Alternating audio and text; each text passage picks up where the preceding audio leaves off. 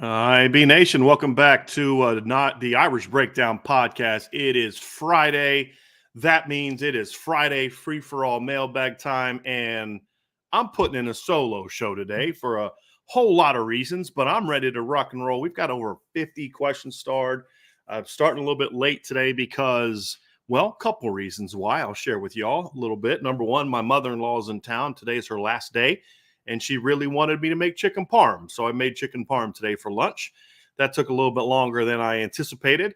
And then also when I got down here, got some question stars, went back upstairs, came back down, and there was like 15 more questions that I had to go through and find. So you guys have put in a ton of great questions, over 50 already, and a lot of super chats. So really appreciate y'all doing that. Let's get to it. I'm not going to spend a whole lot of time on the intro today, just because there's so many great questions I want to get to. But I did want to thank you all today for being with me, and thank you all for your patience yesterday. My wife is feeling better, and we were able to get a lot of stuff done. And so, yeah, I had to take yesterday off. But I'm back at it, ready to rock and roll. You guys are clearly ready to rock and roll based on the questions that I saw. So let's get after it. Today's Friday free-for-all mailbag. Y'all know the drill. Put an MB or a mailbox emoji there at the beginning of the question. I'll do my best to get to the ones that get put up during the show. It'll be a little bit more challenging. Super chats get pushed to the top. As always, you can ask anything related to football, Notre Dame football, recruiting, college football. There's a couple non-football questions in there that I'll try my best to get to as well. But yeah, same thing with like the and I haven't made this clear enough, but like on the buy, sell, hold segments, if you guys want to talk about like just college football questions in general, you're more than welcome to do that too. Some people have in today's show, but I just wanted to make sure everybody understood in those type of Q&A sessions, buy, sell, hold sessions. If you guys have other non-Notre Dame related football topics you want to discuss, feel free to do that as well. But I'm ready to get rocking and rolling. Let's get going here.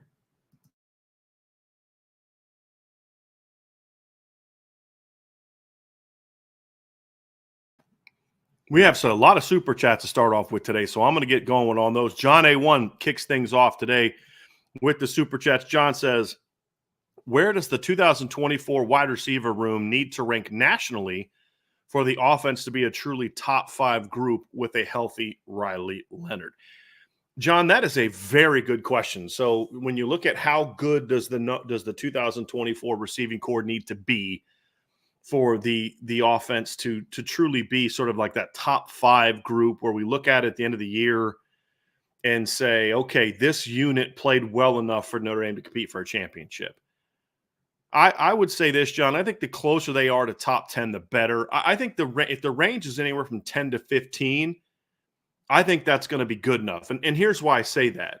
Number one, you're going to have a top 5 running back room, in my opinion. You're going to have a top 5 tight end room. And a lot of teams that we're talking about that are going to have really good receiving cores, they don't have the tight end room that Notre Dame has. They don't have a guy like Jeremiah Love, or not many of them have a guy like Jeremiah Love coming out of the backfield. So I don't believe the Notre Dame receiving core has to be top 5. Now, if they are, that's great, but it doesn't have to be. They get into the top 10 conversation. To me, that's good enough, as long as you mentioned it, John, in your question, Riley Leonard's healthy. The offensive line has to definitely be top 10. Like, that would be a question where, like, that definitely has to be top 10. Closer to top 5 for that group, the better it is for Notre Dame. But with the way Notre Dame is loaded at running back and tight end and offensive line, and then Riley Leonard at quarterback, if the closer they are to a top 10 group, that's really what's needed. And I don't even need them to be top 10 production-wise per se. If they are, great. They just need to do whatever's asked of them at a high level. I mean, if that's the offense going out and averaging, 245 passing yards a game and that's it, okay, great. But be good at it whenever you need to throw. Third down, second quarter, end of the half, getting a score. Fourth quarter, putting a team away, coming back and winning. Whatever's needed, they just need to be good when they're asked, when they're really being counted upon. That's the key. If they can be that, they don't have to be top 10 in production.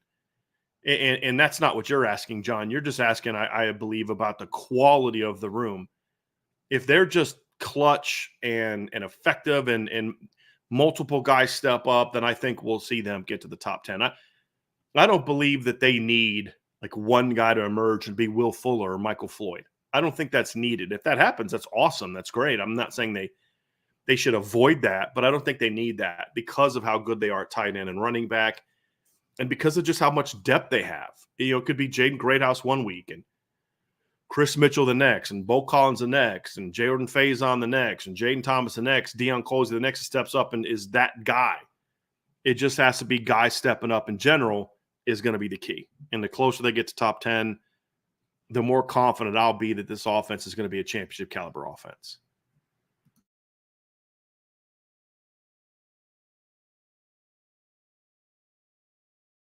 We have another super chat from John A1. John says, who is your dark horse defensive lineman for the 2024 squad? He lists Aiden Gobira, Junior Tuilamaka, Brennan Vernon, Devin Ford, Armel Mukum, Tyson Ford.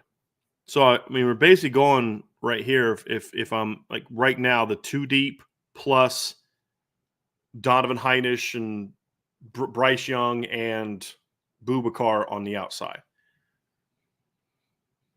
Who would be my dark horse defensive lineman? Among that group, I'll tell you right now, if Armo Mukum did not miss the spring with an injury, he might have been my pick. But of that group right there, it's a good question, John. I'm going to say Devin Houston. I think Notre Dame could use sort of a big-bodied kid up the middle. Devin, I thought, played very well in the spring game.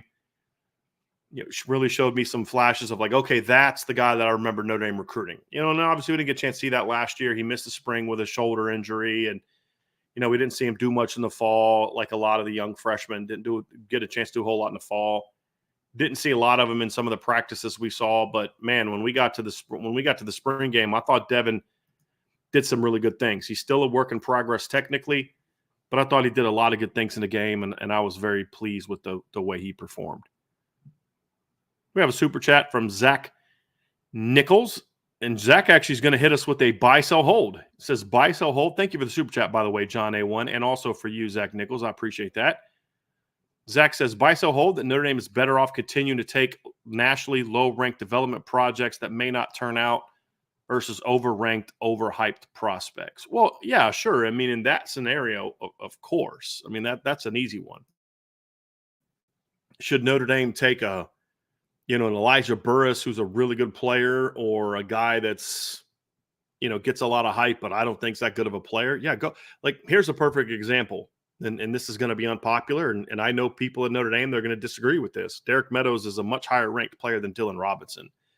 The last I checked. Let me just go look at Dylan Robinson's rankings, because I know he's like, some have him in like the top 250, and yeah, he's like a 4-star on 247, 3-star on Rivals. He's ranked number 173 by On3. And I look at Derek Meadows, and his On3 ranking he is a top 100 player by On3, 247 Rivals, and then ESPN has him at 181. ESPN hasn't even ranked Dylan Robinson.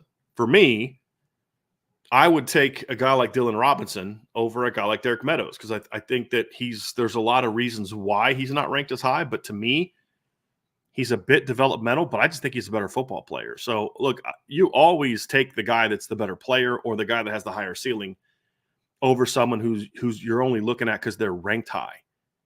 I mean, like here's an example, right? So, like, there's a question down here about Will Black, and apparently Rivals is going to bump him up in the rankings according to the question. On3 has him ranked as the number 6 player in the country. Well, when Will Black committed to Notre Dame, he was a 3-star. Is he a better player today because his ranking changed? This is where I come down in the whole stars don't matter thing. So just because the star ranking catches up to the talent, does that mean that all of a sudden the guy's a better player? Let's say On3 and Rivals did what all fans think they do, which is just Notre Dame kid, not going to give him a love in the rankings. Let's just say they did that. Clearly, they didn't do that with Will Black because they bumped him way up in the rankings after he committed Notre Dame. But let's just say they did that, and Will Black stayed a 3-star player. Does that change his talent? Does that change the potential that he has just because they now have assigned a 5-star ranking? Like, is like the 5-star ranking sort of like a Pac-Man pellet, right? Like, give Pac-Man that super boost, and for the next, 30 seconds or whatever, Pac-Man's got this superhuman strength. Is it like spinach for Popeye? if you get a 5-star ranking, it's like throwing down some spinach for Popeye, and all of a sudden you're jacked up and can beat anybody up. Like, no, it doesn't do that. It has no bearing on a player's ability. It simply is something that's subjective that people put on a player, and sometimes they're right and sometimes they're not. So you take the better player. You take the guy that's got the better film, that's got the higher upside, that's more coachable, that's a better fit for your school, that's a better fit for your system. And if you're not, you never take a guy just because of his ranking or side. Never do that. Super chat from Rob Osgood. Thank you, Rob. Appreciate you very much. Rob says, with troubles on the road in the past, what can Marcus Freeman do to get the team ready for the Texas A&M game on the road? Huge start-off game plus the game day there. Rob, I don't really think Notre Dame has problems on the road per se. I think Notre Dame has had problems in some big game moments, and I think Notre Dame has had problems with consistency. And you look at it and say, well, they lost at Ohio State. Well, yeah, Ohio State was the better team 2 years ago. I actually thought Notre Dame was ready to play that game. They were ready to play Ohio State. They just didn't execute, and they got beat by a better team. I mean, that's just the reality of it. It wasn't about, it's on the road. And, I think when you look like the Louisville game and the Clemson game, and people point to those, and like, boy, they weren't ready to play. And yeah, I get that, but they weren't ready to play Stanford at home the year before. And then 2 weeks after losing to Stanford, they went on the road and smacked a ranked USC team. They smacked the 9-win North Carolina team by 3 touchdowns earlier in the season on the road. And that was a game where if Notre Dame doesn't give up 2 garbage touchdowns late and Audric doesn't fumble going into the end zone, that's a 5-touchdown game. And that's a team that had the number 3 overall draft pick, a high draft pick in Josh Downs, and a team that year, like I said, won 9 games and played in the ACC title game. So, they went on the road in neutral field, but away from home, and beat a really good BYU team. I don't think Notre Dame has problems on the road per se. Even the USC loss, I thought Notre Dame played their butts off.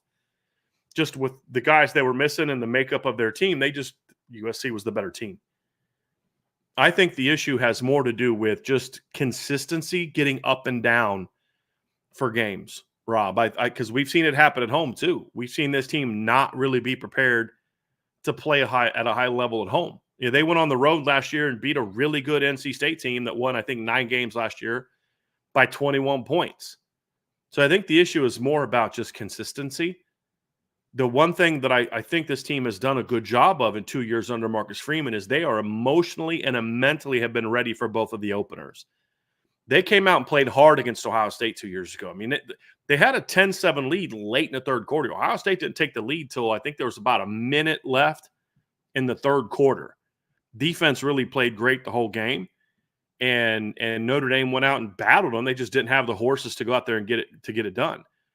And so you look at the fast forward a year later, and they go on the road and they play Navy and Ireland, and they absolutely obliterate Navy. I mean, the game was over by halftime. So I think in that instance, it's just about, they'll be ready for the opener. It's just about execution. And then the big key for Coach Freeman, and this is the bigger question for me, Rob, is can you get your team to be more locked in on a week-to-week basis? That's the big question for me. And if he can get that done, then I think this team will have a chance to be really, really good. And that's ultimately going to be the key for this football team. Is just, can you match that standard week after week after week? That's the unproven part.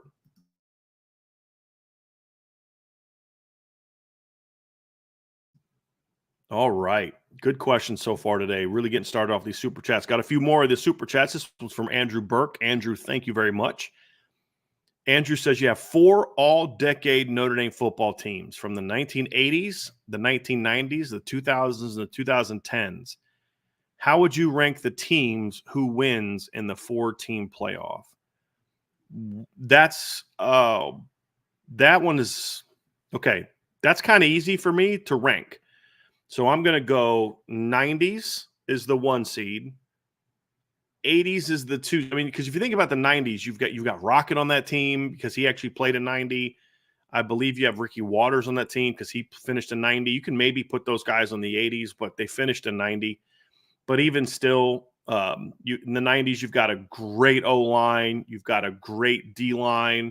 You've got all the DBs. You've got Todd Light, I'd say, in the 80s. You could stick with him there.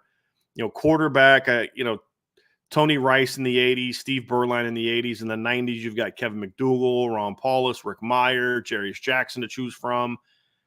I just think that 90s D-line would be nuts. That's kind of where I'm at with that. I would put the 2010s would be my 3 seed, and then the 2000s would be my 2 seed. Now, the 2000s would have a best quarterbacks. I mean, as far as in the modern era, you'd have Brady Quinn and Jimmy Clausen. But that's how I'm going. Boy, that's a tough. Because your running backs on the 90s team you've got Jerome Bettis, you've got Reggie Brooks, you've got Lee Becton, you've got Autry Denson, you've got Ray Zellers. Your offensive line would be nasty. I'd go 90s 1 seed. I'm going to go 80s 2 seed, 2010s 3 seed, 2000s 4 seed. Who do I think would win the 14 playoff?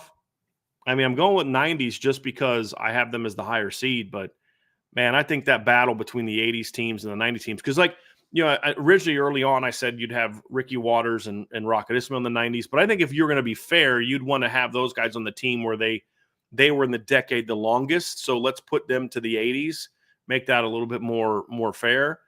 So,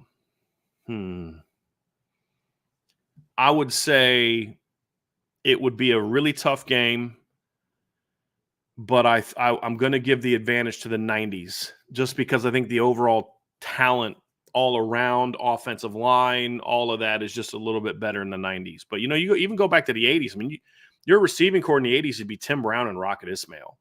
Your running backs would be what? Alan Pinkett and Ricky Waters. I mean, those two teams would be so loaded. I mean, if you wanted to go, okay, well, let's play in the modern offense. All right, cool. So you'd have Steve Berline would be your quarterback in the 1980s. That's pretty good too, I just think the line play in the 90s was better. The secondary outside of Todd Light was better in the 90s. I'd go with 90s in a really close game. I'm curious what you guys think. So if you took the all-decade 80s teams, 90s teams, 2000 teams, and 2010 teams, I'm curious what you guys would do. I'm curious what you guys would do on that one. So that'd be a heck of a battle. I like that one, Andrew. That's a fun mailbag question. That's a really fun mailbag question. So yeah, I enjoy. I'd go 90s, and part of that too, if I'm being fair, being honest, that's a little bit of. I know more about that. I mean, I lived through the whole 90s. I only was a fan and lived through the end of the 80s. I became a Notre Dame fan really in 88 is when I was really old enough to remember Notre Dame games. And so I don't remember a lot of the Jerry Faust years that others might, like Joseph, my guy Joseph was reminding me that of Vegas Ferguson in the 80s. And I think Vegas was kind of one of those, wasn't he a crossover guy? Let me look up Vegas's stats at Notre Dame because he was a heck of a player as well. But I thought he was one of those guys that was part 70s, part 80s. But Vegas finished in the 70s. Yeah, so Vegas's last year was 79. And so he wouldn't have been part of that one. But, yeah, he was a heck of a player too. But that's the point is I'm not as familiar with those eras. And Andrew said don't sleep on the 2010s. I'm not sleeping on them. I just don't think those teams would be quite as good defensively. Here's the thing, the 2010s, and I don't think they'd be as good at quarterback. The 2010s would be loaded at wide receiver. You'd have Michael Floyd. Because Michael Floyd basically split his career between the 2010s and the 2000s, but his two best years were in the 2010s. It was 10 and 11 were his two best years. So you'd have a heck of a receiving core, and your offensive line would be insanely good. But the 90s would have an insanely good offensive line as well. The 90s would have a way better defensive line than the 2010s, in my opinion.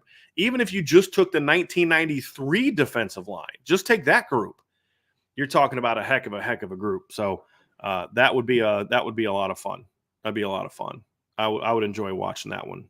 That'd be a fun battle. If we could remember in Rocky Balboa when they had that computer simulated game between I can't remember Antonio Tarver's character's name in that movie, but they had that simulated fight and Rocky won, and that led to all the other stuff. That'd be awesome if you could do some sort of simulation to play those games. Mason the Line Dixon. Thank you, Chief Brody. That's who it was. Yeah. So that would be fun to do if you could do that. That'd be really, really fun. Really fun.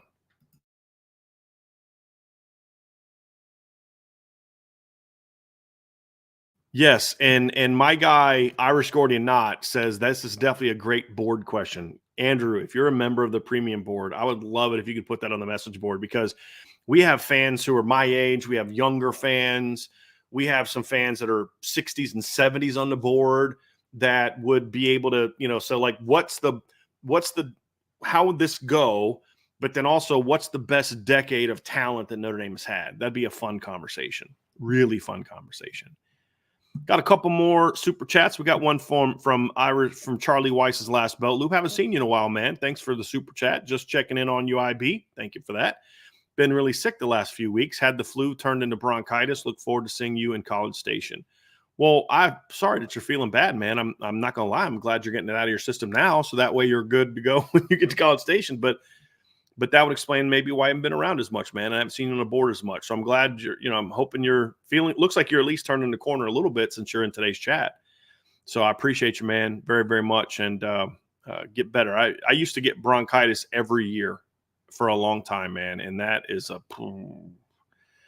no fun. So definitely feel better, buddy. Definitely feel better. Got a couple more super chats from John A1. Appreciate you, John. John says, what does Eli Raridon need to improve as he gets healthier going into 2024? Can he be a difference maker next year versus playoff level competition? Well, I'm going to go backwards on this one a little bit, John, and just answer the first part first. Can he be a difference maker next year versus playoff level competition? Absolutely. I think Eli Raridon could be a dude. I think he could be a stud. Some areas where he needs to get better. Number one, consistency. Eli will have games where he looks like a world beater as a blocker and comes off the line fast and furious, and he's getting down the field. And in other games, he telegraphs his routes a little too much, or he's not getting quite the drive in the run game. So, look, he's missed a ton of practice time. Like, I know he's going to his junior year, and we say, hey, look, he's a third-year player, and that's great. And he's obviously got plenty of snaps over the years, but he's missed a ton of practice time. So he's not quite as developed as you'd expect technically as a third-year player to be. So the faster he can get better there, and that's, I think, a lot of why you see sort of the up and down play from him is because of what I just talked about, which is that lack of work, lack of reps that he's gotten. But if he can just be more steady, play with a little bit more, you guys know I love this word when it comes to route running, play with a little bit more urgency as a route runner. Like the touchdown pass he caught against Wake Forest, like he knew he was the number one target. I mean, he came off the line, got over top of the defense, made a great play. I just want to see that more often. I just want to see him do that with greater consistency. That's really the thing for me. And if he can do that, and just like the other thing, John, is just be healthy, right? And what I mean by that is, not the general, you got to stay healthy in college football. I'm not even talking about that. I'm just more referring to the longer he can stay healthy without having any more setbacks. I think he's going to be better in that regard, because he can now get up to full speed and all those type of things, and have a better chance of playing at a high level, of his highest level is what I should say. And that's where I really want him to get to, because when he's right, the talent is there. When he's not, inconsistent blocking, inconsistent route running, inconsistent, attacking the football, just some things like that. Just being a more consistently effective player that's playing with a little bit more urgency would be my keys for Eli Raridon. But when he's right, he absolutely can be a difference maker against anybody. Playoff level competition, anybody, championship game, anybody. He's their most physically gifted tight end. I don't know that he's their most skilled. That's Mitchell Evans right now, but just physically gifted, tallest, fastest, athletic, explosive, all that stuff. He's got all that, in my opinion.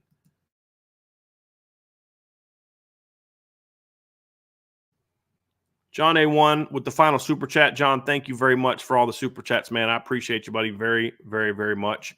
John asks, if you could rewrite history and got to choose 3 of Charlie Weiss's assistants in 2005, who would they be?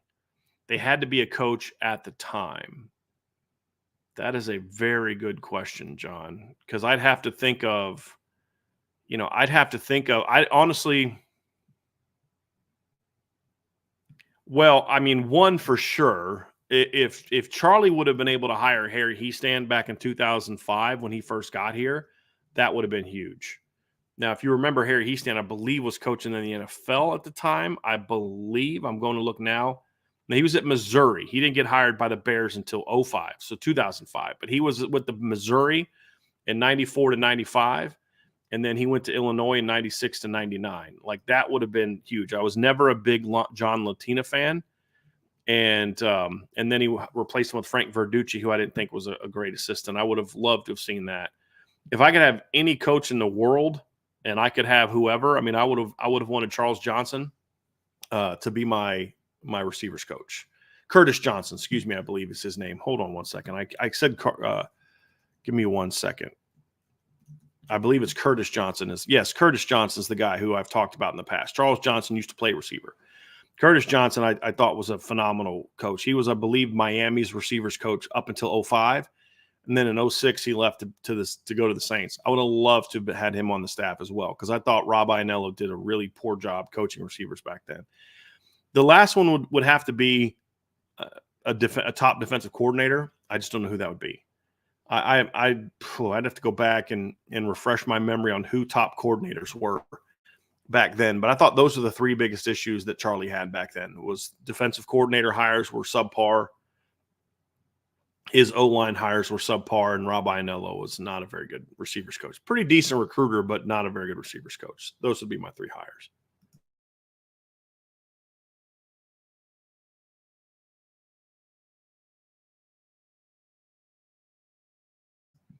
All right, we can get back up to the top here with some questions. And you guys came with the heat today. Wyatt Kerwin kicks things off and says, a follow-up to my question last week. If you could build a championship roster at Notre Dame of the post-Lou Holtz era players, who would be your starters on defense? I'm going to forget some guys. I just know that I am, and so I apologize in advance. And if I'm forgetting someone, you guys do a great job of this. Start throwing in names after if I give offensive linemen, who was it a couple weeks ago? I think somebody asked me about offensive linemen, and I left Joe Alt off the list just because I'm thinking back in history, right? And I just forgot the present star that they had. But if I could do a post-Lou Holtz team, who would I pick? Defensive line-wise, I'd have Justin Tuckett at my weak side end. I'd have Trevor Laws as one of my defensive tackles. I'd probably have Lewis Nix as my nose, Trevor Laws as my 3 technique. I would have Derek Landry as one of my rotation guys. I would have Stephon Tuitt as my big end, would probably be my big end in that area. I think Burt Berry was a Holtz guy. I believe he was a Holtz guy. My linebackers would be Manti at Mike. I would have Jalen Smith at Will, and I would have Jeremiah Wusu-Koramoah at Rover. With all due respect to some of the great linebackers in the late 90s and 2000s, Keenan Tatum and Brandon Hoyt and Corey Mays and Courtney Watson and a lot of Mike Goolsby, a lot of those guys that were really good football players back in the day. Manti, Jalen, and Jeremiah were all-time greats, and they just played in a certain era. I already said Justin Tuck. Somebody said there can only be one. I already said Justin Tuck. Justin Tuck's my weak side. Stephon Tuitt's my field or my big end. I'd have Lewis Nix as my nose. Trevor Laws as my 3 technique, and Derek Landry would be one of my rotation linemen, defensive tackles. My corners would be Benjamin Morrison and probably Kavari Russell. I've always said Kavari was a winner. Like, every team he played on, Notre Dame was really good. You know, he was 12-1 as a freshman, 9-4 as a second-year player. Missed the next year with the suspension, and then comes back the following year after that, and he's part of a team that goes 10-3. I love that kid. Somebody said Darren Walls. Darren Walls early in his tenure was pretty good. he didn't finish as strong because I don't think he was coached very well, to be honest with you. Cam Hart's in the conversation. You've got Vontez Duff. You've got Shane Walton. There's a lot of those type of guys at corner that you could go with. But the way that I want to play defense, I want to play man. I want to play a lot. You could go Troy Pride, Julian Love. I want to play man. And to me, that, Kavari and Benjamin gives me the best chance to do that. And if I had to go with somebody else, I would just go with last year's group, period, with Cam Hart and Benjamin Morrison. My safeties, that's probably the easiest one to pick. And I love Jerome Sapp, loved Glenn Earl, loved what Carl McCarthy did, David Bruton. There's been a lot of good safeties, Zeke Mata, Alohi Gilman, Jalen Elliott. But you got to go Kyle Hamilton and Harrison Smith. There's nobody else that you can even contemplate to me besides Harrison Smith and Kyle Hamilton. I just don't know how. I don't know how you can go anybody else. I really don't. I really don't. That's an easy one for me. So tell me who I forgot, guys. Tell me or who you guys would have different. So again, my D line. Again, I love Xavier Watts, but I'm going Kyle Hamilton and I'm going Harrison Smith. Harrison Smith's the best safety I've seen Notre Dame have. And with all due respect to Kyle Hamilton, last 2 years of Harrison Smith were better than anything I've seen at safety for Notre Dame. If Xavier Watts can have, I'll say this, if Xavier Watts can have a second year like last year's, I'd take him over Kyle Hamilton. I thought Kyle Hamilton was really good in 2020. I don't think Kyle Hamilton was as good in 2021, and he only played half the year. So if Xavier can have another great year, then I think you could have a conversation about Xavier being over Kyle for what he did at Notre Dame. So what final lineup? Tuck and Stephon Tuitt at end. You'd have Trevor Laws, Lewis Nix inside. Manti, Jalen Smith is my inside backers. Jeremiah is my rover. I'm going to go Kavari Russell and Benjamin Morrison as my corners with Cam Hart as my rotation guy. And then my safeties are going to be Kyle Hamilton and Harrison Smith. That would be my starting lineup for an all post-Holtz era Notre Dame team. Somebody asked, Bobby Taylor was a Lou Holtz guy. Somebody asked Shane Walton was a Holtz guy. No, Shane Walton was an All-American in 2002. So he was way past the Lou Holtz era. Way past the Lou Holtz era. Okay, let's get to Indy Estimate Trucking. Player comps, Howard Cross equals John Randall. Julian Love equals Darren McFadden. Xavier Watts equals M. Brown for the Bears. Who's M. Brown for the Bears? I don't know who that is. And then Riley Leonard equals Blake Bortles. Tell me why I'm wrong. Well, I don't think Riley Leonard and Blake Bortles are very comparable as players. I think Blake Bortles is a bigger, thicker guy. He was a decent athlete, if I remember correctly, at UCF. But I don't believe he was a guy that was the kind of runner that Riley Mills is. I'm looking at Blake Bortles' numbers, and he was 285 yards, 272 yards. Blake Bortles for his entire career rushed for 561 yards, 2.9 yards per carry, and 15 touchdowns in his entire career. If you look at what Riley Leonard has done so far in really barely one and a half seasons, he blows that out of the water. Riley Leonard already has 1,224 rushing yards, 5.3 yards per rush, and 19 touchdowns. So the one on there that I think is way off is Blake Bortles. Darren McFadden, Julian Love. I think Darren McFadden was a little thicker. Julian's a little bit more shifty. Darren was an explosive runner. I can see the comparison there. I think there's some differences to that one. Howard Cross to John Randall. John Randall was a legend. I think it's a little unfair to compare Howard Cross to John Randall. That's quite the comparison. He was you're talking about a guy. Howard Cross was a great player last year. He had 2 sacks last year. Howard's a very disruptive player. John Randall was an absolute monster. Now, you could say maybe they're similar in size. You can maybe say that, but I just feel like that'd be a little unfair for me to compare Howard to John Randall. That's an all-time great player right there. Indy Milton fan, if Notre Dame gets Noah Grubbs, how would you rank the last 4 quarterback recruits? Well, it's impossible to do that, Indy Milton fan, because I'm comparing sophomore version of Noah Grubbs to junior year version of Deuce Knight, and then senior year version of Kenny Minchie and CJ Carr. So I'll rank them based on where they were as sophomores and where they were as Noah Grubbs, Deuce Knight, and then Kenny Minchie. Kenny had his breakout year as a junior. That's kind of when he really took off. And Deuce is a lot about upside. I think Deuce has the higher ceiling of all those guys. But, Deuce had, I think, like 11 touchdowns as a sophomore. I mean, that's the thing with Deuce that's scary, not scary bad, but like scary for other people, is Deuce is not even close to a finished player yet. He's got a lot of room he's got to grow because he hasn't played a full season of high school football yet. Not really. And so that's how I'd rank them as sophomores. Kenny had a big jump as a junior. Some guys are really good as sophomores, and they just kind of plateau as sophomores. How much better is Noah Grubbs going to get? We don't know that. How much of a jump is Deuce Knight going to make in his senior year? I mean, Deuce could go from 3rd to 1, based on senior film. So it's really unfair to rank guys that completed their careers versus guys who haven't. But when looking at it from where they were sophomores, that's where I'd rank them. And Noah's higher on that list just because he's a little bit more physically developed than a lot of those other guys. Coleman Smith asks, do you see Brennan Vernon making any move for playing time? I think he's got the talent to do so. I think Brennan flashed in the spring game. Brennan's big thing is he's got to be more consistent on a daily basis.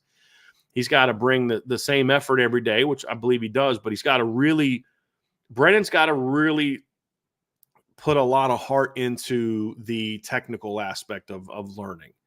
Right. And it's not just about being bigger and playing with a high motor and getting after it and being athletic. You've got to really understand there is a skill set. There is a technical proficiency that goes into this game. And as we told you coming out of high school, Brennan was very raw. He just has to be patient and work. And then, of course, Al Washington has to be willing to pour into him. And that's the thing I don't know if we're going to see is, sometimes I get the impression, I could be wrong, that there are certain players that Al Washington just kind of gives up on early and then just doesn't pour into them the way that I think he should. And I hope that he doesn't do that with Brennan Vernon. And I hope he doesn't do that with Tyson Ford. I hope they get Tyson back and he makes him a little bit of a pet project, in my opinion. But those are guys that have very high ceilings. They're just really raw. And sometimes certain kids need a kick in the butt. I don't think Brennan needs a kick in the butt, but I think Tyson did a little bit. But you just got to pour into them. And that's one of the things I loved about Mike Elston, and it's one of the things I love about Mike Mickens as a coach, is the best coaches are guys that coach the whole room. And we'd be sitting in practice, and it'd be 4 walk-ons and 3 walk-ons and a freshman taking a rep on a D-line. And if they didn't do something right, Mike Elston would get on them or coach them up and instruct them the same way he did if it was just starting off a defensive line. And I want to see Coach Washington take that same sense of pride in the entire room, not just the guys that are playing on Saturday, but the entire room. And if he does that, then I think this defensive line is going to develop really nicely and really take off in the future as well, not just this year.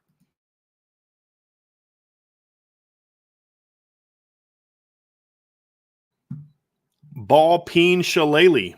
Brian, do you have a favorite Notre Dame football moment that your wife has captured on camera? Yes, actually. So my wife did photography for us when I was at BGI, and she was at the Virginia game. So any of you are subscribers to the BGI magazine, if you go back and look at the 2015 season and you look at the cover photo for the post game magazine for the Virginia game, it's Will Fuller catching the ball and getting in the end zone. That was Angela's shot. I think that was her second or third cover photo that she had. I think her first one was, I think it was at Quentin Nelson in 14 or 15 was the first one she had for him. But yeah, it was the 2015 game against Virginia. She took that shot as she was on. So if you remember, Will Fuller caught the ball up the left sideline. She was on the goal line on the right side. So she's shooting right across the goal line. Got a great shot of Will Fuller doing that. So I wish I had a copy of that. But yeah, that was a great photo. Probably my favorite photo that she ever took. So that was really, really good. Wyatt Kerwin, that's an interesting question.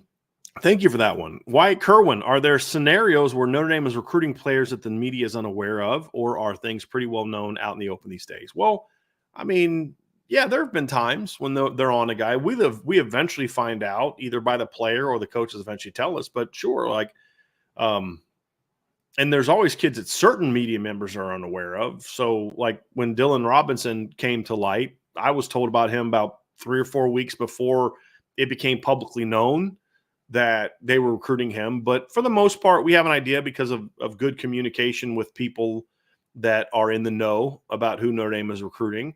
And so, yeah, we but there's certainly players they're on that they're talking to that we don't know. Yeah. Are there right now? I mean, I wouldn't know because we wouldn't know it. But yeah, there's always times when that happens for sure. Indy Estimate Trucking between SMU, Kansas, UCF, Arizona, and Houston. Who would be the best competition for Notre Dame season and who matches up best? I would go with Kansas. And the reason I would, as far as who presents the toughest matchup for Notre Dame, is how I'm reading your question. It'd be Kansas because, SMU's got a good team, but I think Notre Dame would dominate them in the trenches. I think that they would have a tougher time throwing the ball on Notre Dame, and we saw that against Oklahoma last year. UCF to me is a little bit of a one-trick pony with what Gus Malzahn does. I think Notre Dame would be able to handle that relatively well.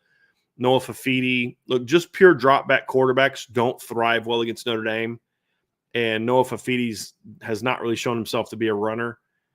And Houston has a good team, but no, that wouldn't be a presented matchup. The thing about Kansas is they've got a really good running back, but they have a very dynamic run-throw quarterback.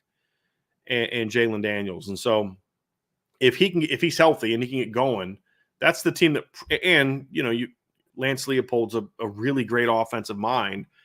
And so I think that's the team to me that would present the biggest problem for Notre Dame. That would be the one. That would be the one. Good question. Iden Benami with a 2-parter. Thank you for the questions, Iden. He goes, did you guys see the short interview with Nathaniel Wusu-Boateng? His response when asked about the 4 schools he's taken official visits to, his best response, in my opinion, was Notre Dame. I'm the last person wanting participation trophy, but man, Coach Marcus Freeman really makes us proud of the way he recruits and all out efforts he puts in the program. If we lose recruits or games, it isn't because of lack of effort. I mean, that's all fine. I didn't watch the interview. I mean, that's all fine, but I don't. You got to still land them, right? And with all due respect, I mean, kid's brother was an All-American in Notre Dame. Notre Dame should be in the race for that one. I'll praise the staff for that recruitment if he picks them. But look, there's no question that Marcus Freeman has raised the game from a recruiting standpoint in Notre Dame, and he starts it, right. He's at the foundation. You say, well, Chad Bowden doesn't. Chad does a great job. You guys know that. Praise Chad all the time. But it was Marcus Freeman that fought to get Chad here when he was just the D coordinator. And it was Marcus Freeman that did everything he needed to do to make sure that Chad has been promoted to the position he has now, because he understands I can't be everywhere and I need someone that's going to carry out my vision, and Chad's done that. And then, of course, they have some assistants doing a great job. So it really is a staff-wide effort, but it starts at the top, right? I mean, Marcus Freeman said it when he got hired. If I'm not the best recruiter or the number one recruiter, then, what can I ask my staff to do? And he's done a pretty good job so far of continuing that. And that's an important thing. Here's another one from ND Milton fan in lines of what we talked about earlier. If Gino Guidugli lands Noah Grubbs, does that make him the best recruiter on the team? No, it doesn't. It's a huge pickup. There's no doubt. It's a huge pickup. But no, I mean, he'd have 2 very good years, Deuce Knight and Noah Grubbs. There's nothing to sneeze at. But Mike Mickens has been doing this for twice as long. Dylan McCullough has done every bit as good of a job for longer, in my opinion. So, no, I don't think it makes him the best recruiter. What I think it makes him is another really good recruiter on a staff filled with really good recruiters for the most part. And that's really where you need to be. I mean, look, I don't care who you think is best or who you and you shouldn't care who I think is best necessarily and where you rank. Look, what you need is you need a lot of them that are just really good. Whether you think Gino Gaduli would be, or if I think it's Mike Mickens, or somebody else thinks it's Dylan McCullough, and somebody else thinks it's Zal Washington, and somebody else thinks it's Marcus Freeman and Max Bullough with what they've done at linebacker. Somebody else thinks it's whoever's recruiting tight ends. I mean, I hope someday we're having a conversation about Mike Brown maybe being that guy's too. That stuff doesn't matter to me. What matters is you need all of them. There needs to be a conversation. It's usually not good if there's like one guy that's a hands down clearly the best recruiter on staff. That usually, and like not even debatable, that usually means the rest of the guys aren't doing what they need to do. If there's a guy that's just clearly better than everybody else. Like Tony Alford's was a very good recruiter at Notre Dame, but the fact that he was kind of hands down the best recruiter they had was as much of an indictment about the rest of the staff as it was a praise of Tony Alford. You want there to be some debate in that one, but it would certainly be a huge pickup for Coach Gaduli right after he got Deuce Knight. That would be huge. But at the end of the day, here's the reality of it, though, Indy Milton fan. Gino Gaduli hasn't signed a quarterback yet. Let's let these guys he's getting commitments from actually sign first. And once they sign, then we can say, okay, hey, great, you're doing a good job. You got to see the process through. Tommy Rees is the reason CJ Carr picked Notre Dame. We all know that. So let's just see him get him signed first. Aiden Benami says Mike Denbrock bring us Decorian Moore, and also LOL at BK starting to happen in the Bayou. There's another question about that one as well that I want to bring up. You just love taking shots at Brian Kelly. You like doing that more than I do. There was another question about that I wanted to bring up because somebody did have a question about Decorian Moore. Here it is from Bob Kowski. Bob asks, Decorian Moore decommitted from LSU. He originally committed to Mike Denbrock. Any chance we take a stab at him? I mean, I'm sure that Notre Dame has reached out at some point in time, but most of these kids that decommit have an idea of who they're looking at. And the three schools that I've heard associated with Decorian Moore are Texas, Ohio State, and Oregon, as well as maybe going back to LSU. But usually when a kid like this decommits, he doesn't go back to the school that he was originally committed to.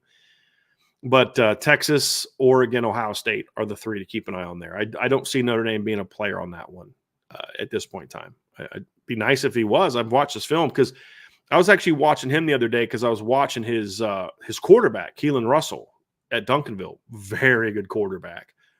And there's a lot of talk about, is he going to go to Texas? Is he going to go to Ole Miss? And obviously it'd be great if he picked Ole Miss because then we'd stop having to even hear about those rumors. But very good quarterback. And, of course, when you're watching him, you're watching Decorian Moore, and you're like, it's a pretty dynamic 1-2 punch.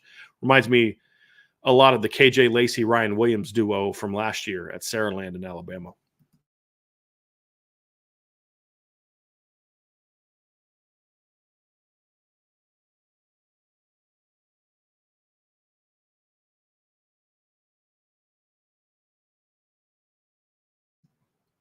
Indy Estimate Trucking. Rank the Notre Dame cornerback room from 1 to 5, including freshmen, by quickness, speed, ball skills, and change of direction. Well, quickness and change of direction to me kind of go hand in hand to a degree, but they're not entirely the same. So I'll do those two first.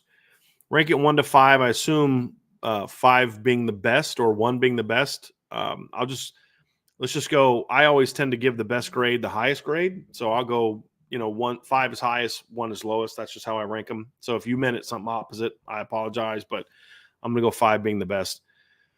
Quickness and change of direction are both very similar. I'm going to go 4 there. I think they're very good, very, very quick group. You talk about Benjamin Morrison's got excellent foot quickness. You've got Christian Gray's got excellent foot quickness. I think Leonard Moore's got excellent foot quickness. There's some other guys that aren't quite on the same level, and that's why I go as a whole, I go 4. I will say this, however, when the 2025 class shows up and you still have Christian Gray and Jaden Mickey and Leonard Moore and that group still on campus, it'll probably jump up to a 5. Yeah.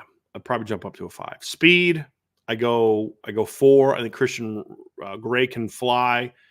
He's their fastest guy. Benjamin Morrison runs very well. Again, I'm talking play speed. I don't know what their 40 times are, but I know the play speed is really good. I think Leonard Moore has a very good play speed. Carson Hobbs has a very good play speed.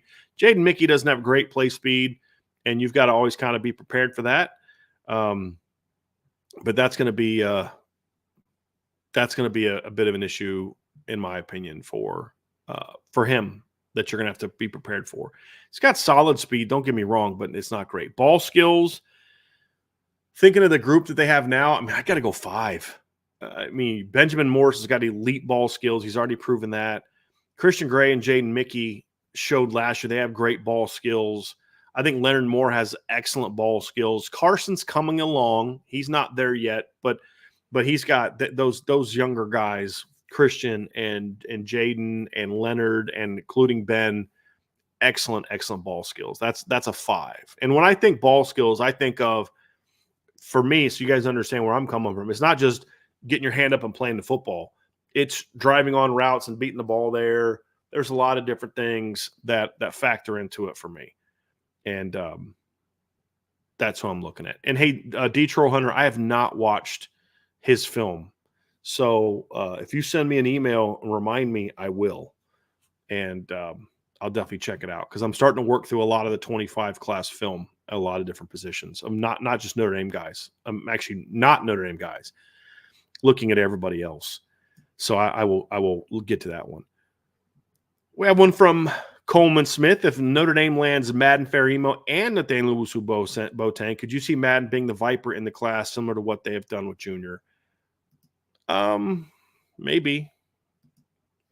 I mean, right now I haven't really looked at him as a Viper. I look at him as a linebacker. I would like to see him be a linebacker. Could he move down the road? Maybe. But I like him a linebacker. I'd want to see him get working linebacker first. Because you got to think, we think, well, Drake Bowen's young, but when Madden Ferrimo and Nathaniel Owusu-Boateng and Anthony Sacca show up as freshmen, Drake Bowen's going to be a junior. Jaden Osborne's going to be a junior. Like, there's some distance there. So I don't want to just start moving a guy like him somewhere else. If he gets beat out by other people, or maybe he can't handle it at linebacker, then I'd consider moving him. But I'm not taking away from linebacker again just because you failed at Viper recruiting. I would not do that. We have a question, or buy, sell, hold from Idem Benami. Buy, sell, hold. So, hey, guys, I like the buy, sell, holds, but let's try in the future to save those for the buy, sell, hold segments, just because, we will have those shows and it just going to use up all the good buy, sell, hold questions. But I will answer them today. Buy, sell, hold from Idem Benami. Luke Talich passes Ben Minnick at safety. I'm buying that because I think that's already happened. So, yeah, I buy that. All right, let's get to some more questions. We have one. Let me get rid of a couple of these so I get down. Let me get to a couple guys that we haven't heard from yet. Got Riker Ferg. Who spit better on Renegade, Jay-Z or B Rabbit? I think Eminem did, but that's not a surprise. That's happened a lot. A guy's just coming in to lay down just one track with you, right? He's just coming in for that one record or that one song, and he's going to bring it. Whereas Jay-Z is putting together an entire album of stuff. So that's not a surprise. There's been some stuff where I'm trying to think, it was it was like I'm trying to remember whose album it was, but like Cannabis was on it and LL Cool J was on it. And it was just, that was one of the things that started their beef. But like, when you're just coming on something to lay down just some bars for like one song, it's going to be a lot easier to put something like real filthy together than it is going to be for a guy that's got to do it for an entire album. But no, that particular song, it was definitely Eminem, I thought. And who was it that used that against Jay-Z? I think it was Nas, right? I think Nas used it against him. And we'll just kind of stay on the track of that topic since we had another one. I'll just bring that up now. Coach Bent says, what was the better Nas song back in the day and now? He said Hate Me Now or If I Rule the World. Of those two, it's If I Ruled the World. I didn't love Hate Me Now. It was a good song. I didn't love Hate Me Now, but you kind of, so your two were off It Was Written and I Am. You didn't even get me down to Illmatic, man. So like if you're going to talk old school Nas, you got to go all the way back to Illmatic and some of those tracks. So like I ain't hard to tell, or It Ain't Hard to Tell's one, Represents one from Illmatic. Those are my favorite. My favorite album, or my favorite song from It Was Written, which is what If I Ruled the World was from, is Affirmative Action. I also like Shootouts and The Message, and then I Am. That was what Hate Me Now was from. Nas's Life is the best one. I actually went down and I was like, wrote that one down. I was trying to remember what my favorite one from that one was, but I couldn't remember the name of the song. I could hear it, but I couldn't remember the name from it. So I had to go write that one down. But yeah, definitely those are not my favorite tracks from either one of those albums. But If I Ruled the World was a good song, though. That was a good song. I like that one. And it was definitely better than Hate Me Now, in my opinion. So that would be my answer. It's just kind of funny, because you're saying, back in the day, and you're talking about, I Am is back in the day. And I'm like, that's not that back in the day. You got to go back to Illmatic to get that back in the day. Okay, let's get back on track here. Good stuff, guys. I'm hope you guys are enjoying what we got going on today. I think it's been a good show so far. And, hope you guys are enjoying it. We'll get down here in hour 2 here in a second, but just always a good time to give a quick reminder to have you guys hit that like button if you haven't done so. Would always appreciate that. Hit that like, hit that subscribe, hit that notification bell, and we're gonna have some fun Notre Dame talk this weekend on the board. So if you haven't done so, sign up for the message board at board.irishbreakdown.com.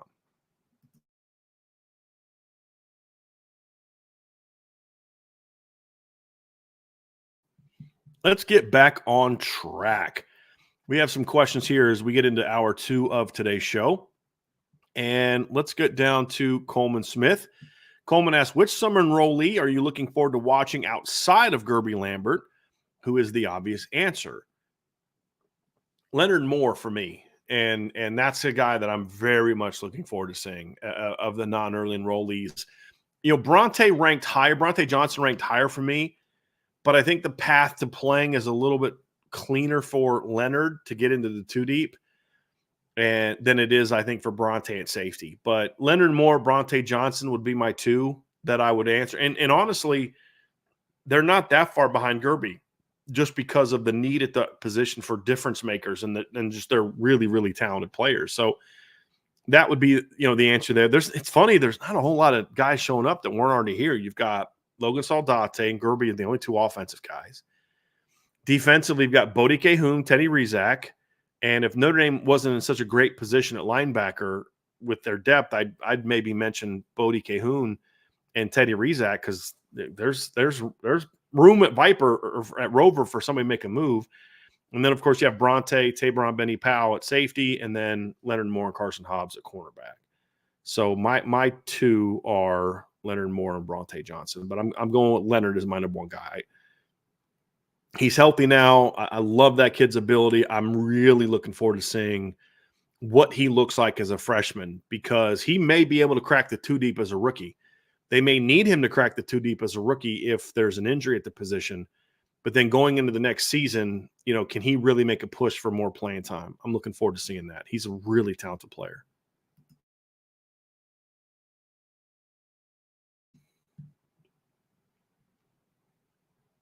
All right.Iden Benami, picture of Tipped B in his football gear and Ryan Roberts' football pick for money charity. We're all in. Well, there's not a photo does not exist of me having tips in my hair because, as I told you guys before, I never had that haircut. It's very hard to do that with this haircut, and this is the haircut I've had since I was like 16 years old. So really challenging to put frosted tips in there, but I have never had frosted tips. I was honest with you guys about the one time I dyed my hair. I was very open and honest with you guys about that. So I did not have frosted tips at any point in time in my life. Have any of you guys ever seen Brooklyn Nine-Nine? So I never watched that show when it was on air. It just the guy that's the main guy was it Andy? I can't remember his name. He's an SNL guy. I've never thought he was that funny. And his era of SNL, I just thought wasn't funny. And I had seen like some little things. Sandberg, thank you, Chief Brody, Andy Sandberg, and I just thought it was going to be dumb. And I'm like, Andre Braugher in a comedy, like Andre Braugher, who passed away recently, sadly. I'm like, this is a comedy. You've got Andre Braugher as one of the lead characters, like, and I didn't know who anybody else was outside of Terry Tate. I didn't know who any of those guys were. I'm like, I'm not going to waste my time with that one. But I actually about a year and a half ago, I actually watched a couple episodes because it was on Peacock, and so I was, let me check it out. And it is actually really funny. And Andre Braugher is phenomenal in that series, by the way. He is hilarious in that. But there's the scene where Jake's got frosted tips. He has some injury or something. He's got frosted tips, and they're making fun of him, and they do this like thing to this ploy to cut his hair, and he's fighting, and then Charles walks in and he's got tips. He's like, okay, I see it now. Go ahead, do what you got to do. It's hilarious. I never had frosted tips. Okay. I'll tell you guys again, I never had frosted tips, but I don't know if I even have, my mom has pictures at home of me in my football uniform. So I can maybe have her take one for me for my college days and send it to you guys. And I'll show you that I never had frosted tips. There's zero evidence that I had frosted tips. Do you know why there's zero evidence of that? Because I never had frosted tips. And some of you, it's Brooklyn, Salty, it's Brooklyn Nine-Nine is the show I'm talking about. Never watched it while I was live. Didn't watch it until after the series had already stopped. So it was surprisingly really funny.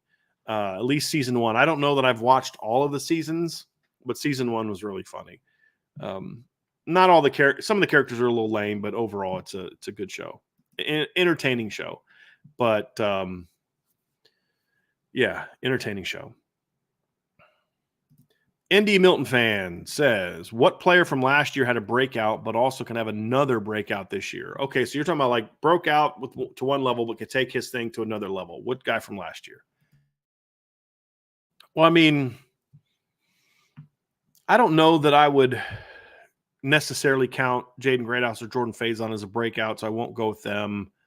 Well, I think if he's healthy, Mitchell Evans is a guy that can do that. I would say Riley Mills had a breakout last year. There's definitely another level for him to get to. I would certainly say that.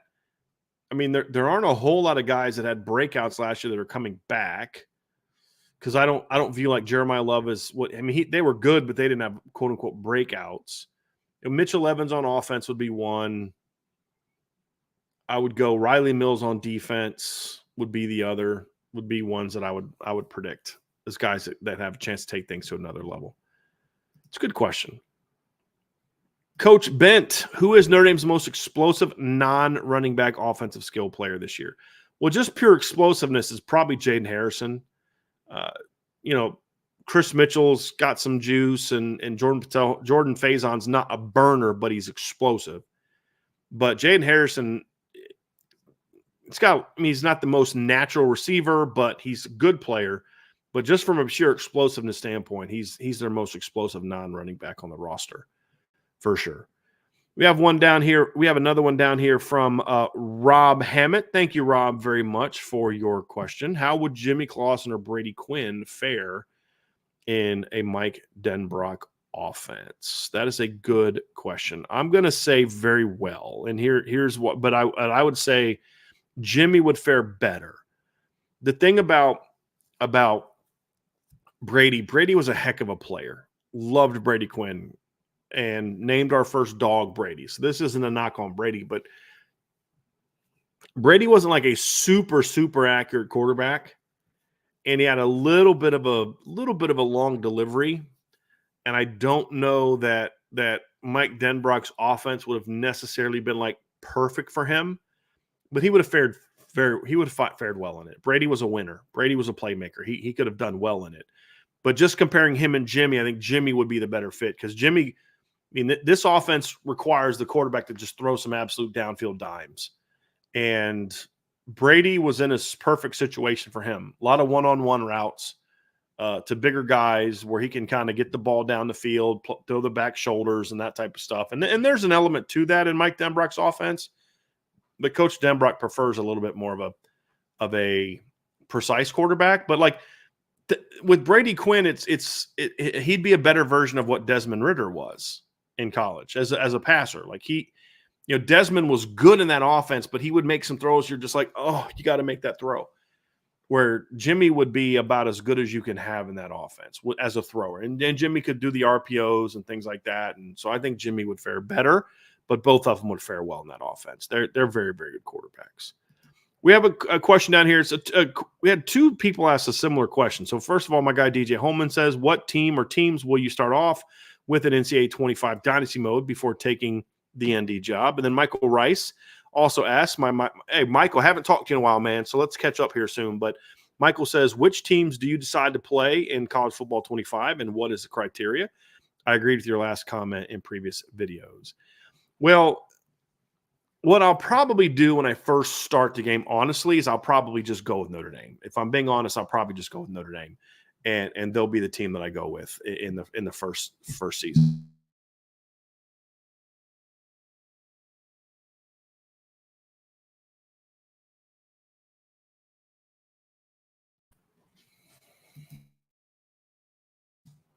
I'll just play Notre Dame at first, just because I want to play with Notre Dame and I want to use current players. That I'll probably just kind of get some work in. When I go to dynasty mode, which is so like Michael's question was more of just, which teams you decide to play with. I'll probably start with Notre Dame. But DJ, when I go to dynasty mode, I usually start with like a MAC team. Well, last time I played, it was either MAC or like a Sun Belt team, Conference USA, something like that. A lot of times I would start with Bowling Green just because, it's close to where I came from.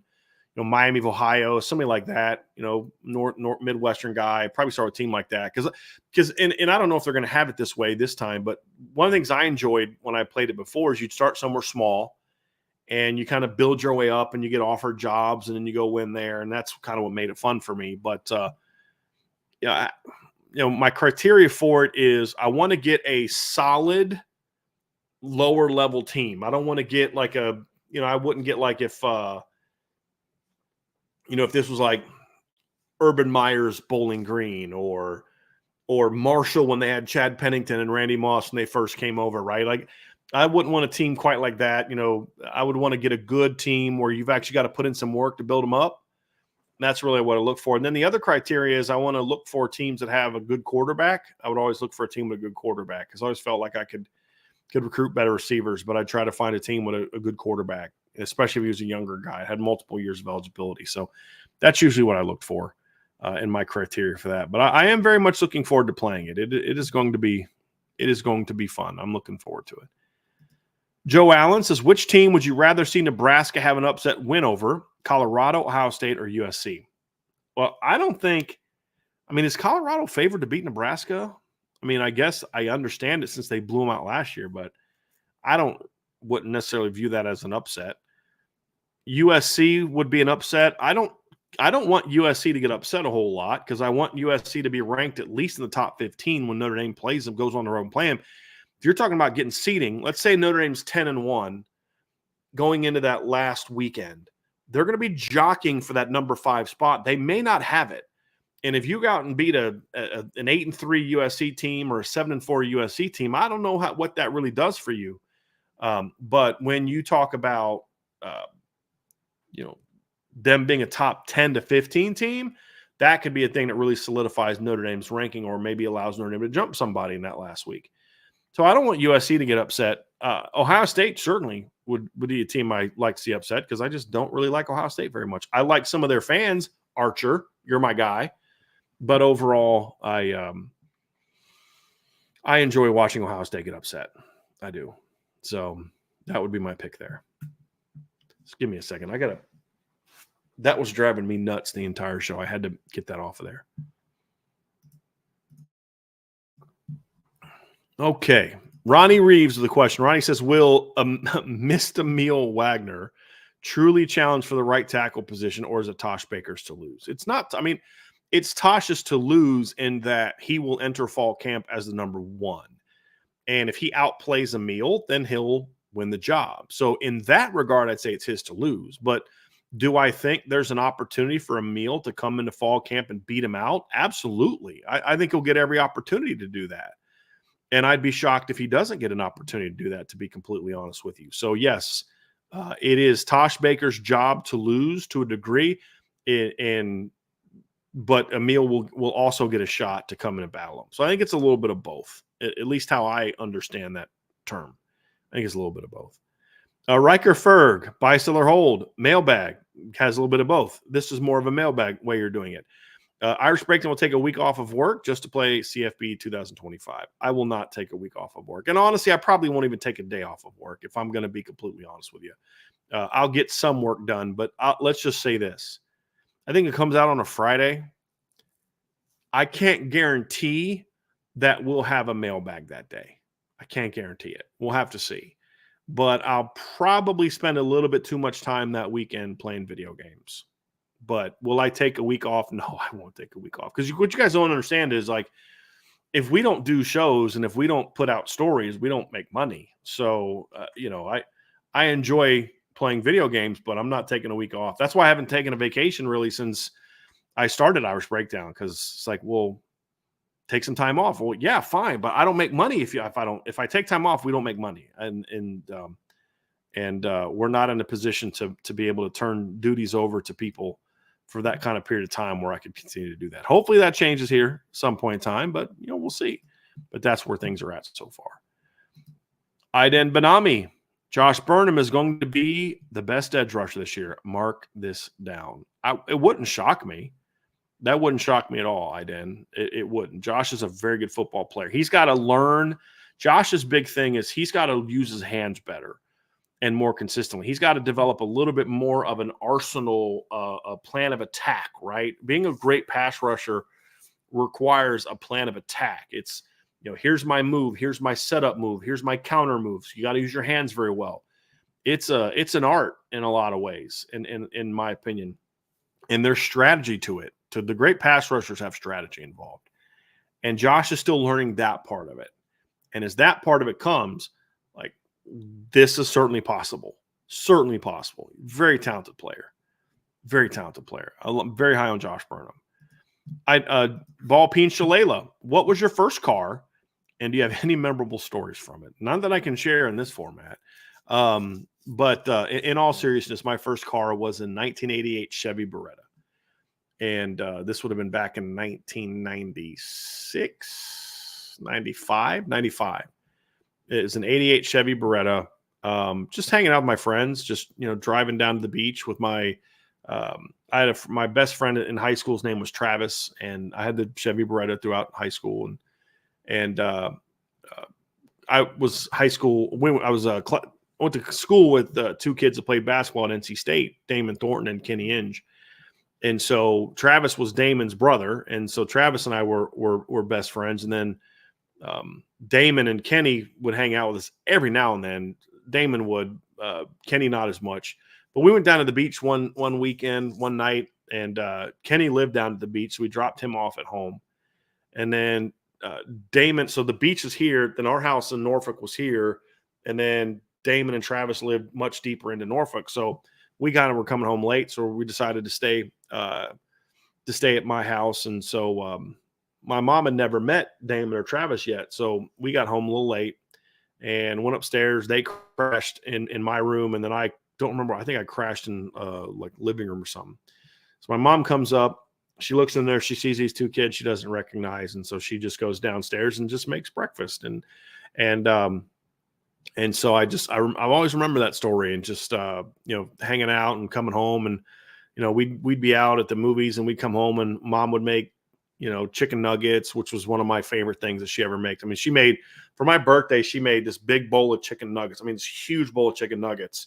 And of course, I had a bunch of my friends over, and she's like, I was like, "You sure you have enough?" She said, "Oh, I have plenty. Don't worry about it." I mean, she made this huge bowl of chicken nuggets, and we killed them. They didn't last very long at all. But just things like that, just going places and being with friends and enjoying that. And those are a lot of the memories I remember the most. I mean, I remember driving to college for the first time, down to Fayetteville, North Carolina in that car, heading down to school, leaving home really for the second time, really, but first time where it's like, okay, I'm probably never going back again, like full time, you know what I mean? So just some memories like that are the ones I remember. Because my parents bought me a Mustang when I was 21, and then I had that car till about 3 or 4 years ago. And but yeah, the Chevy Beretta had some good memories in. It was maroon. It was a maroon 1988 Chevy Beretta. That was my first car. All right. Got some super chats down here. Got one from Tyler Evans. Tyler, thank you for that. It says, if you're part of the NFL Hall of Fame committee, who would you put in the Hall of Fame first, Sterling Sharpe or Rod Smith? Who would I put in first? I would go with Rod Smith first, just because I think Rod Smith had the better career. And now I do believe Sterling should be a Hall of Famer, and Sterling in his prime. And I love you're asking this question because you're telling me that you listen to the things we talk about. Because at different times I've talked about how Rod Smith should be a Hall of Famer, and at other times I've talked about how Sterling Sharpe should be a Hall of Famer. Rod was just the more productive player, more catches, more yards, more touchdowns, because he played a lot longer than Sterling did. Sterling only played 8 seasons in the NFL. But I'd go Rod Smith first because of the longevity aspect of it. But then I'd go Sterling Sharpe second because I think they're both Hall of Fame players. There's not a doubt in my mind that they're Hall of Fame players. And, Rod Smith finished his career with 849 catches. He finished his career with 11,389 yards, 68 touchdowns, and he had 2 Super Bowl rings. And his most productive seasons came post John Elway. The most catches he ever had were in 2000 and 2001. Those were after Elway was done. His most yards were 2000, 2001. He had over 16 and 13. Those came after Elway. And then he had 8 and 11 touchdowns, which was his best 2-year stretch. His most touchdowns was the one thing that came under Elway. But to me, Rod Smith is a Hall of Famer. I'd put him in first, Sterling in second. Good question. Iden Benami, the super chat. Thank you, Iden. Going to the Florida State game, need the whole chat to tailgate. We will definitely be tailgating for the Florida State game. I don't know if we're going to tailgate for, we'll do 2 next year. I'm not sure if we're going to do the opener against Northern Illinois, Louisville, Stanford. I'm not quite sure which one we're going to do on that one. What I also would like to do next year is I'd like to do a Friday night get-together before one of the games. And there's a pizza place in town I'd love to go hang out at and just order pies for everybody and just kind of hang out in their dining area. If you guys are interested in doing that, we could do something like that before one of the home games next year. I'm thinking that might be fun to do the night before the opener against Northern Illinois, but we'll see. We'll have to see on that. But we will definitely tailgate for Florida State. There's no doubt about that. My parents have already locked that one in. All right, another super chat from Iden Benami. Thank you very much, sir. He says, thoughts on Dabo's portal stance. Will this break him? He said they get transfers every year from high school. I love the old school mentality, but got to adapt. Again, I just, why? Why do you have to adapt the way that everyone thinks he should adapt? What team has gone out there and won a championship by bringing in and remaking their roster with portal guys? Here's the deal, guys. Clemson didn't lose a whole lot from last year's team. They didn't. And they signed a really good recruiting class, a really big recruiting class. What guy out there that they could have landed is going to move the needle for them? They're going to have a great D-line. They weren't going to get any of the quarterbacks. And Dabo said also in that same interview, he did say, we looked at some guys. They're just they missed on a couple guys they tried to get, and then they didn't see the fit in other areas. So he doesn't have this stance like some people saying, oh, he's not going to go get any transfers. I mean, I don't think he said that.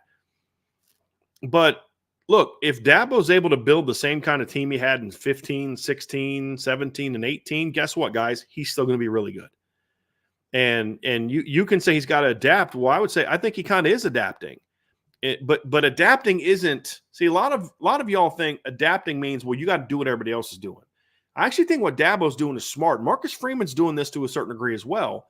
Number one, Notre Dame had more needs that had to get filled in the portal. That's why they've gone to the portal more than Dabo. But Marcus Freeman's like, while y'all are out here trying to buy players and rebuild your rosters this way, we're going to still recruit high school kids. And there's a lot of teams doing that. A lot of teams are doing that. The teams that are winning are doing that. They're still going to the portal to fill certain needs, but they're not remaking their rosters. And with Clemson, there really wasn't a need in my opinion, for them to go out and really get much out of the portal. They've got now next year, maybe might be a little bit different. But Dabo's taking advantage of all these teams that are loading up on portal guys by doing more high school recruiting and bringing in more high school players. And I've got no problem with that. I really have no problem with that. I think that works. And I'll be honest with you, I think it was a mistake for Kirby Smart to take as many portal kids this year as he did. I do. I don't think that was smart.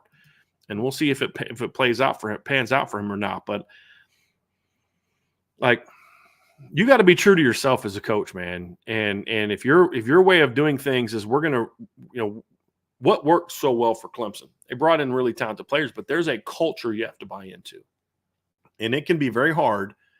It's not impossible. It can be hard to go out there and find guys that are going to buy into the culture of what you're trying to build. And Dabo's very much a culture guy. I mean, half his coaching staff are former players at Notre Dame, or at Clemson, former players. So clearly there's a culture that's been bought into there. And look, you got to pick what works for you, and then you got to really recruit well to it. And what everybody talks about, Dabo's this and that, but look, Clemson's recruiting very well right now, very well.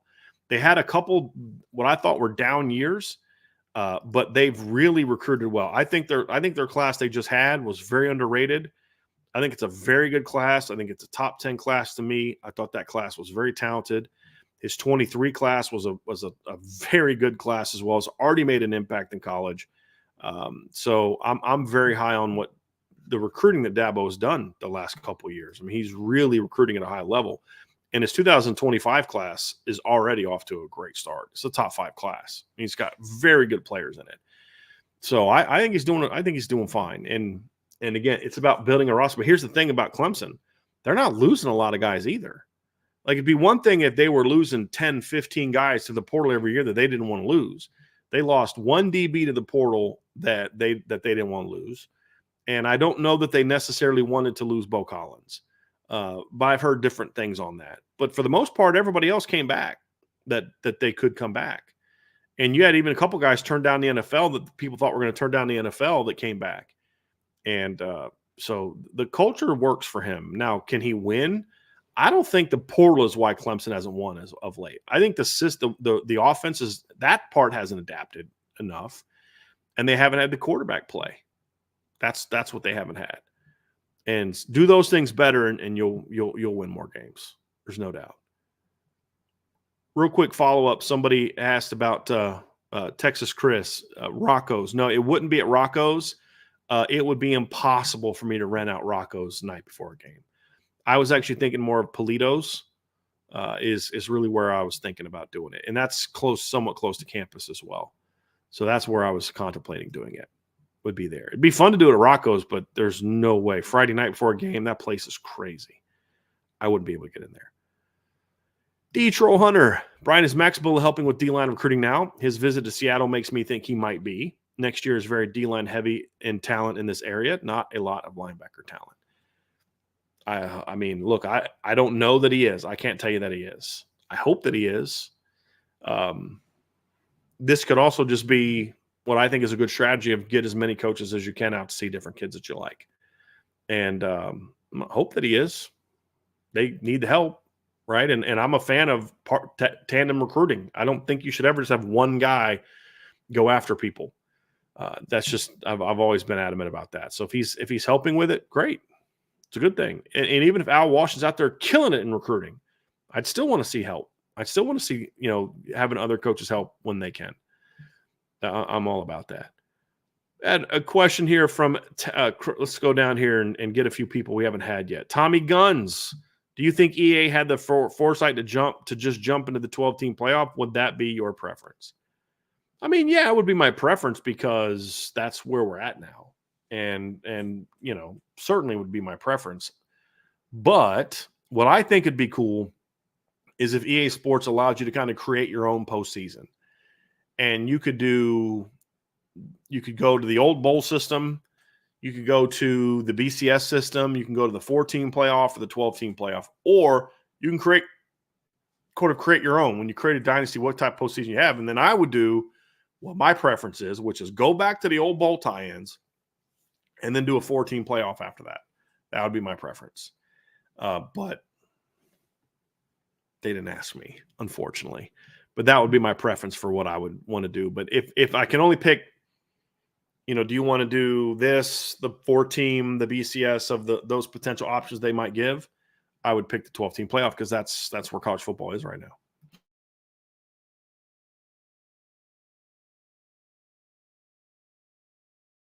I would also imagine, Tommy, with the way that they're doing it, I'd be shocked if they didn't go with the current model. That would be I don't know why they wouldn't do that. Tavis McKay, would Notre Dame stakes in a 5-12 playoff matchup against a Group of 5 team be higher than any matchup against a Power 4 member? There's a couple different ways that you can look at this, Tavis. One is you could say the stakes are higher because you're playing a better opponent. If that's how you want to look at stakes being higher, then it would be against the Power 4 member, most likely. I would argue, however, that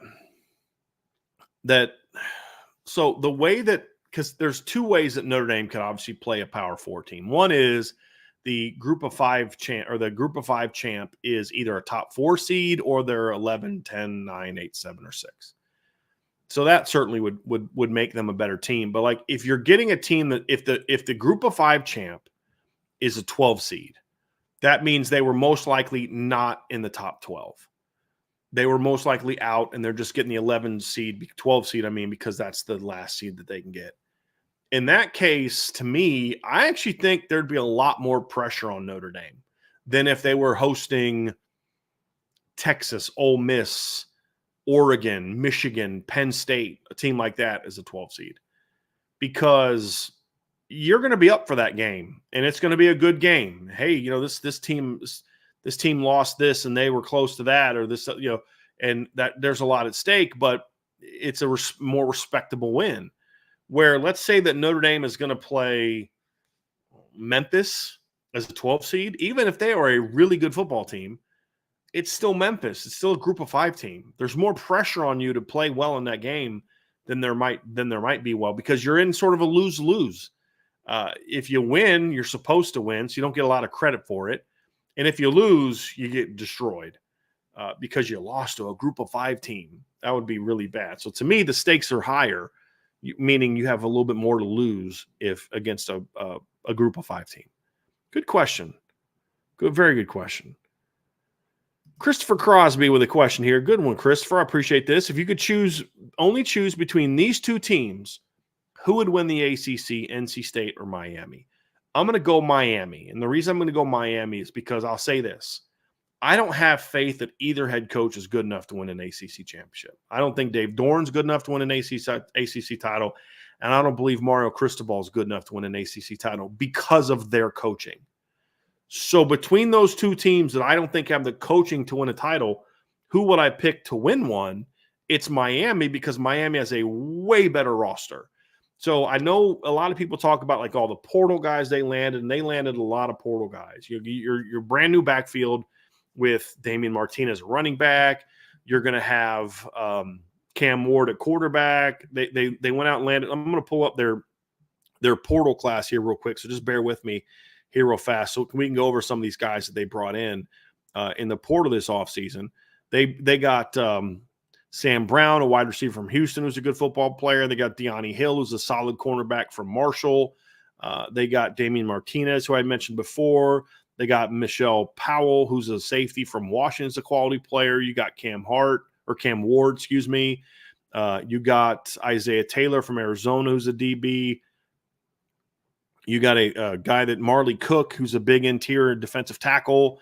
You've got C.J. Clark coming in from NC State. If y'all remember him, he was their big nose tackle, quality football player. And then they got a kid last year out of the portal, I believe it was last year, who ended up not being able to play.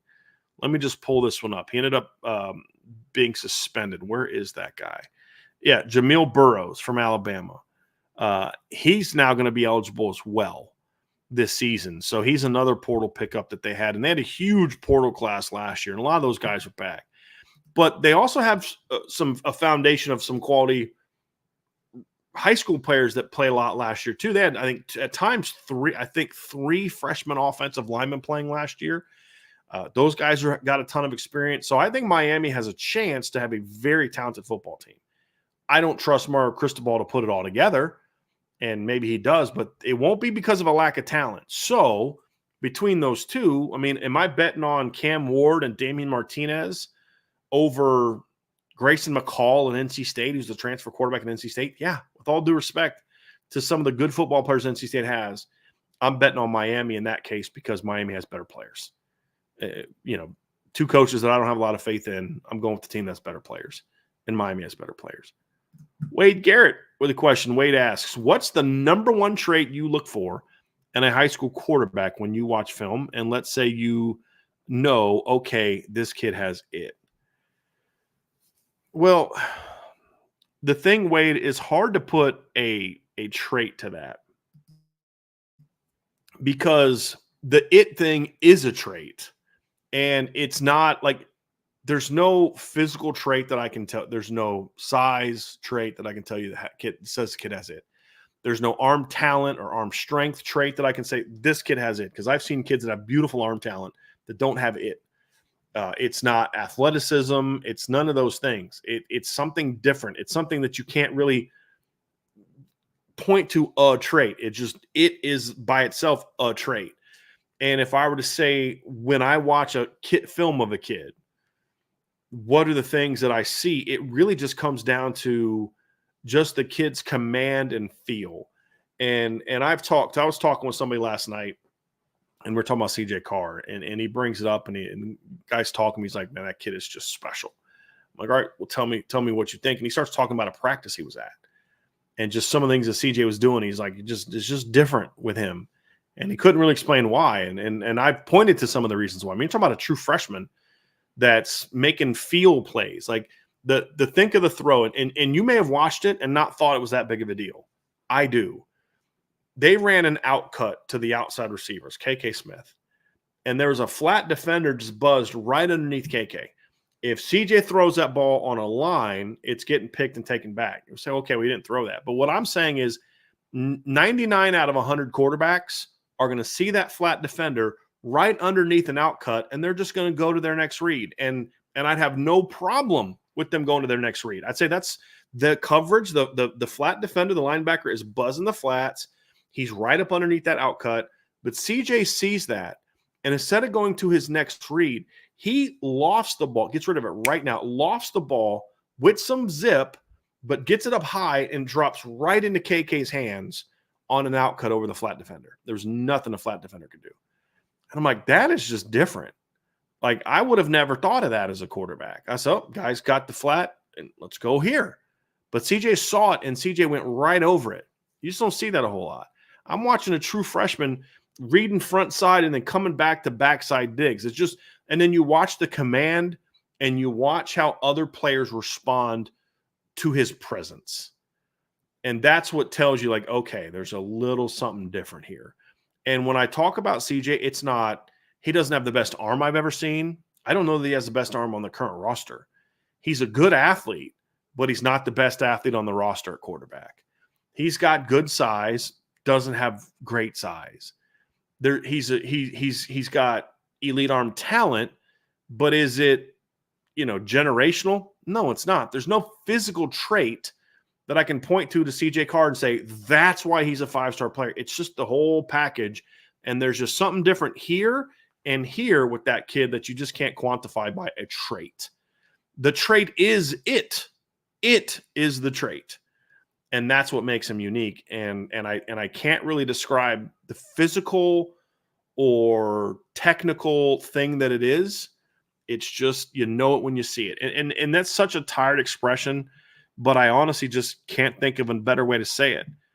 I don't know how to define it, but when I see it, I know I'm watching it. I know I'm looking at it.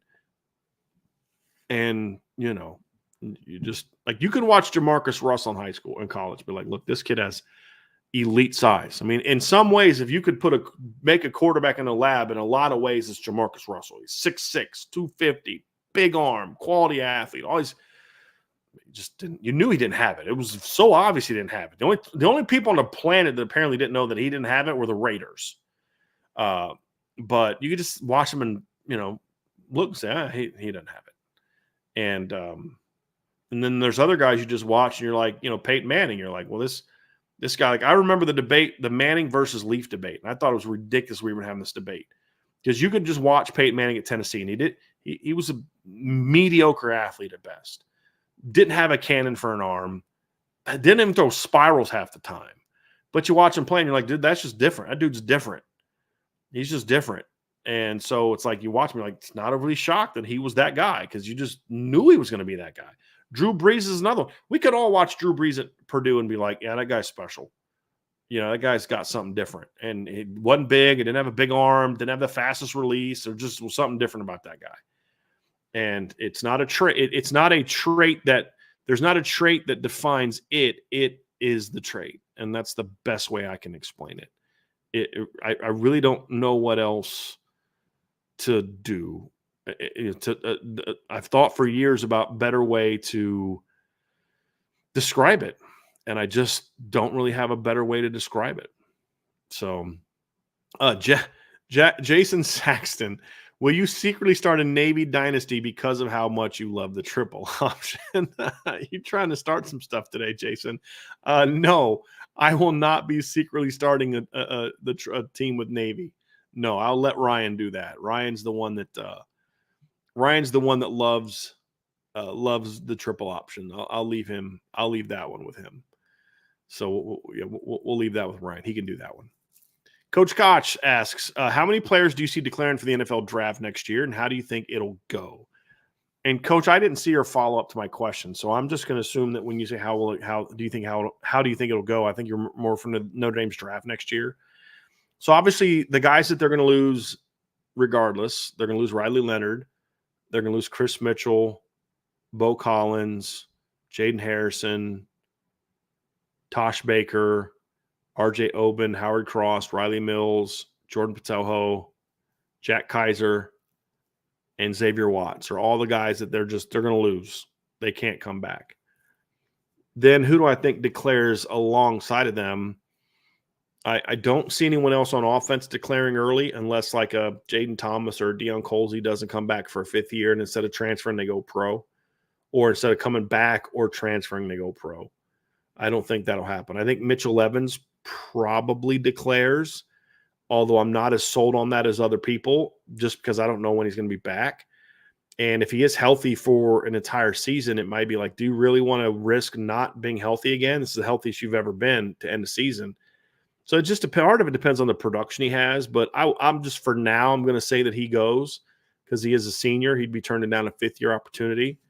So you'll have him on offense. Defensively, I don't see anybody from the D-line going early. I don't see any linebackers going early because it would just be Jalen Sneed, and I don't see him going pro early. Then it comes down to Benjamin Morris. Oh, and Jordan Clark is also gone, and Rod Hurd are also gone. So I'd say right now, as of right now, I'd go Benjamin Morrison and Mitchell Evans are the only two that I really think declare early.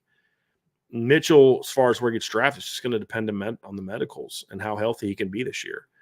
For Benjamin, I think he's a first-round draft pick. I do.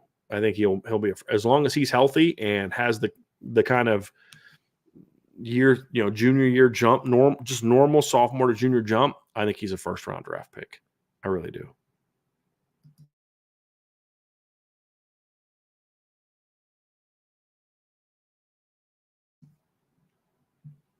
Old Jarhead says, what is your opinion on the impending new early signing day in June? Well, they haven't voted on that yet. So I don't know that I can necessarily say that it's impending. I hope it happens. I really do hope it happens because I think it's better for coaches. I think it's better for your current team. And I think it's better for high school kids to have it. Look, the only reason they haven't had it for a while is coaches didn't want it, primarily SEC coaches, because they want to be able to flip kids. And so I think that's a big part of it. But when you do all the work that a team like Notre Dame does for recruiting, and you can have kids sign at the end of June, and then your July is kind of off. That's how you kind of recover and get ready for the season. You'll have some kids that you'll need to still close on, but you don't have to do as much recruiting your current class if they sign. Some to a degree you will, because kids can just, opt out and stuff, but it's a lot easier to kind of just say, hey, look, here's where we're at and here's what we're doing, and just have a normal relationship where you don't have to, literally a kid can't visit somewhere else if he's signed. He can't go visit, Ohio State or Indiana or Purdue if a kid is signed. So it just makes it a little easier to keep your class together, which takes a little bit off your recruiting plate for that class and allows you to work ahead to the next class. Because the way that Notre Dame recruits, especially it helps Notre Dame, is you're going to be in a situation where you're going to be able to have 20 plus kids signed. You have a small handful of 25 kids just working on, but you're going to shift all your focus to 26 at that point in time. And getting a jump there, where a lot of other schools are not even halfway done or barely halfway done with their 25 class. They have to invest a lot more time in 25, which allows Notre Dame to focus on 26. And I think it's better for the players, because the kids that want to sign, like Emerson says, why don't you just tell kids to stop calling you? It's not that simple. I mean, it's really not that simple, because you don't want to burn those bridges unnecessarily. What if something happens with Notre Dame or the school you're committed to, and you've got to leave? I mean, you need to keep those. It's hard to just tell people to stop calling you. And sometimes you can do that and it's still not going to matter. And then they'll find the people in your life to hey, get Uncle Curly, or get so-and-so that is more pro our school. And then we'll just get them in his ear. When these kids can sign and they can just get all that stuff behind them and just focus on their senior seasons. I know some people said, if kids sign early, they're not going to play their senior years. Well, okay. That tells you a lot about that kid, but I don't know that as many kids are going to do that, to be honest with you. There will be some, but we've already seen that. Jadon Blue did that at Texas a couple years, skipped to senior year. Didn't want to get hurt. Quinn Ewer skipped to senior year to enroll early at Ohio State and get paid. It happens. That's already happening. You may see it with certain kids. I don't think that's going to be an issue for Notre Dame. I just don't think that's going to be an issue for Notre Dame. All right, let's get to some more here. We've got one from my guy, Andre Tonsel. Andre says, what Power 4 team has the best wide receiver room, and how does Notre Dame compare?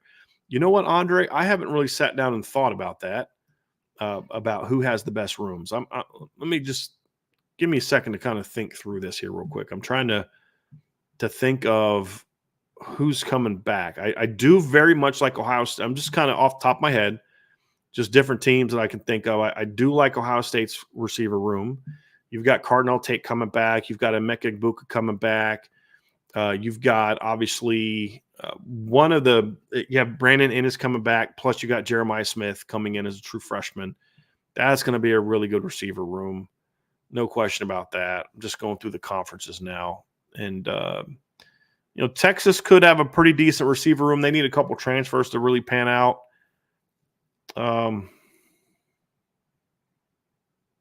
So far, I think Ohio State, of the teams I've looked at, has the best room that I've seen so far. There's teams like Arizona has a better individual player. I don't know if I'd say their whole room is better. I don't think Georgia does. Missouri, I believe Theo Weems is back. Missouri's in that conversation. They're in that conversation to have one of the best receiver rooms. Ole Miss has a pretty good receiver room coming back. That's another one. I'd probably have to lean towards Ohio State, honestly. Emeka is going to be a really good player. I think Cardinal Tate's going to be a breakout player. I love Brandon Ennis. Jeremiah Smith was hands down the best receiver in the country last year. One of the better receivers to come along in quite a few years. So yeah, that would be my top receiver room. How does Notre Dame compare? They're just not as dynamic. They're just, especially on the outside, they're just not as dynamic. They're deep. They're deeper than Ohio State, because Ohio State's lost a lot of guys to the portal because they're buried in the depth chart, but they're just not as dynamic as what the Buckeyes are at wide receiver. That's the big difference for me. All right. We got another one from Christopher Crosby. For argument's sake, let's say the ACC schools that want to leave end up in the Big 12. would that be enough for that conference to be on equal footing with the Big Ten and the SEC? Well, it depends on what you mean by equal footing. If those three teams leave for the Big 12, would the Big 12, have a pretty good football conference? No. Why? What would make that any better than what they're already in? So you've got, let's just assume that those are the three best football programs in the ACC. And Clemson and Florida State certainly are. You put those in the Big 12, and the Big 12 has Utah and Kansas State and teams like that. Is that really that much better than Miami and Louisville and teams like that in the ACC? I don't think that it is. And the other thing too is Clemson and Florida State are not needle movers economically.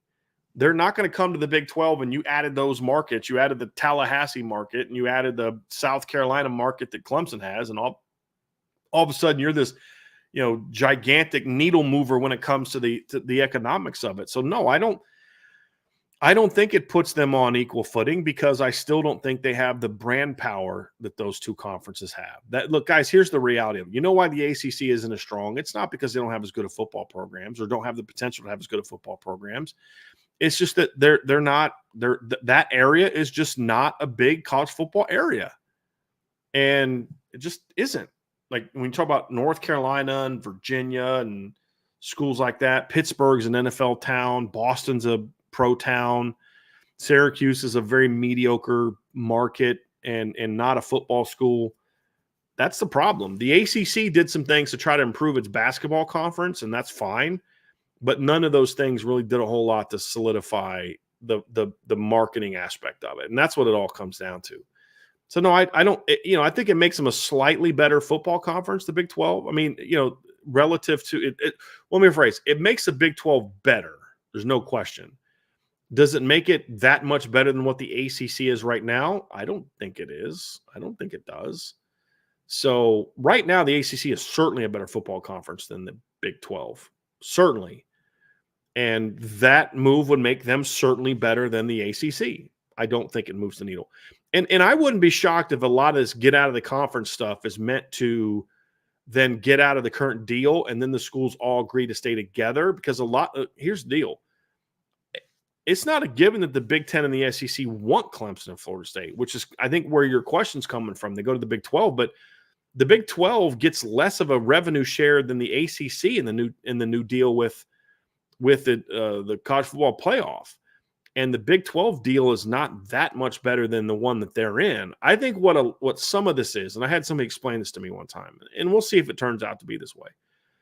But don't be surprised if these deals are done to try to get ESPN, because then after 25, ESPN can say to those schools, say to the ACC, hey, we've got a loophole. We can get out of the deal. I could see this all being done in an attempt to try to get ESPN to negate that deal so then they can sign a new one and stay together. It wouldn't shock me if that's what a lot of this comes down to. Is that how it plays out? I don't know. I don't know how it's going to play out. This is all so crazy. But I do think I don't think Florida State and Clemson have a desire to leave the ACC. They have a desire to get out of the TV deal. And this is the path to do that. So it's going to be fascinating. I wish I knew how it was going to all play out, but I just don't know. I don't know how it's going to play out.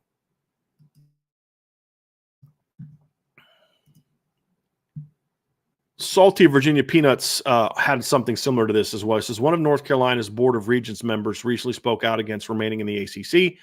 Given North Carolina's influence with other ACC schools, is the end near? I mean, it certainly feels that way, unless what I just brought up is true, which is this is just an attempt to get at, because there's two schools of thought. One is they're trying to get out of the ACC and they're okay with the ACC dying. They're against being in the ACC anymore. The other school of thought is they have no problem with the ACC. They have a problem with the TV deal and how things have changed. Essentially, the thought being, well, when they signed that deal, they didn't have the thought that the TV deals were going to get as crazy as they've gotten. Well, I'd say that was a little short-sighted. And that's why you shouldn't have signed a 30-year deal to begin with.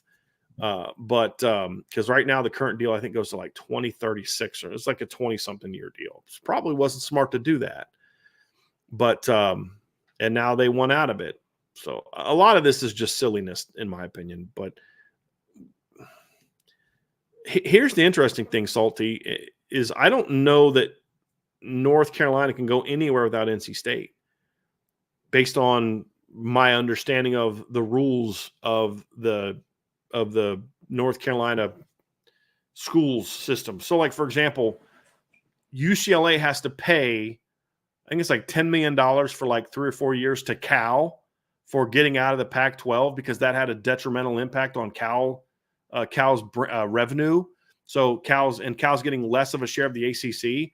So I thought it was going to be for like 6 years, but now I think it's only going to be for like 3 years, something like that. But UCLA has to pay Cal $10 million of their revenue every year to Cal. Why? Because they're in the same system. Why isn't USC paying that? Because USC is a private school. They have nothing to do with the Cal system. And so my understanding is there's actually a law. I believe this is true. Somebody correct me if I'm wrong. But I believe there's a law in North Carolina that North Carolina can't go somewhere without NC State. And so if they're going to go to a league, the only way to do that is to get them more money. So that's the reality of it. And this whole thing about, North Carolina being left out if they were undefeated, blah, blah, blah, blah, blah. It's all hyperbole, and people believe in things that are subjective. That's not data, that's not facts, that's not proof. Right? So the other part of it too is, thanks, Henry. So I'm accurate on that. So like that's going to hurt North Carolina, right? Because they can't just go as one. That's going to hurt them. People want North Carolina. They don't want NC State. And so there's just a lot of it going on.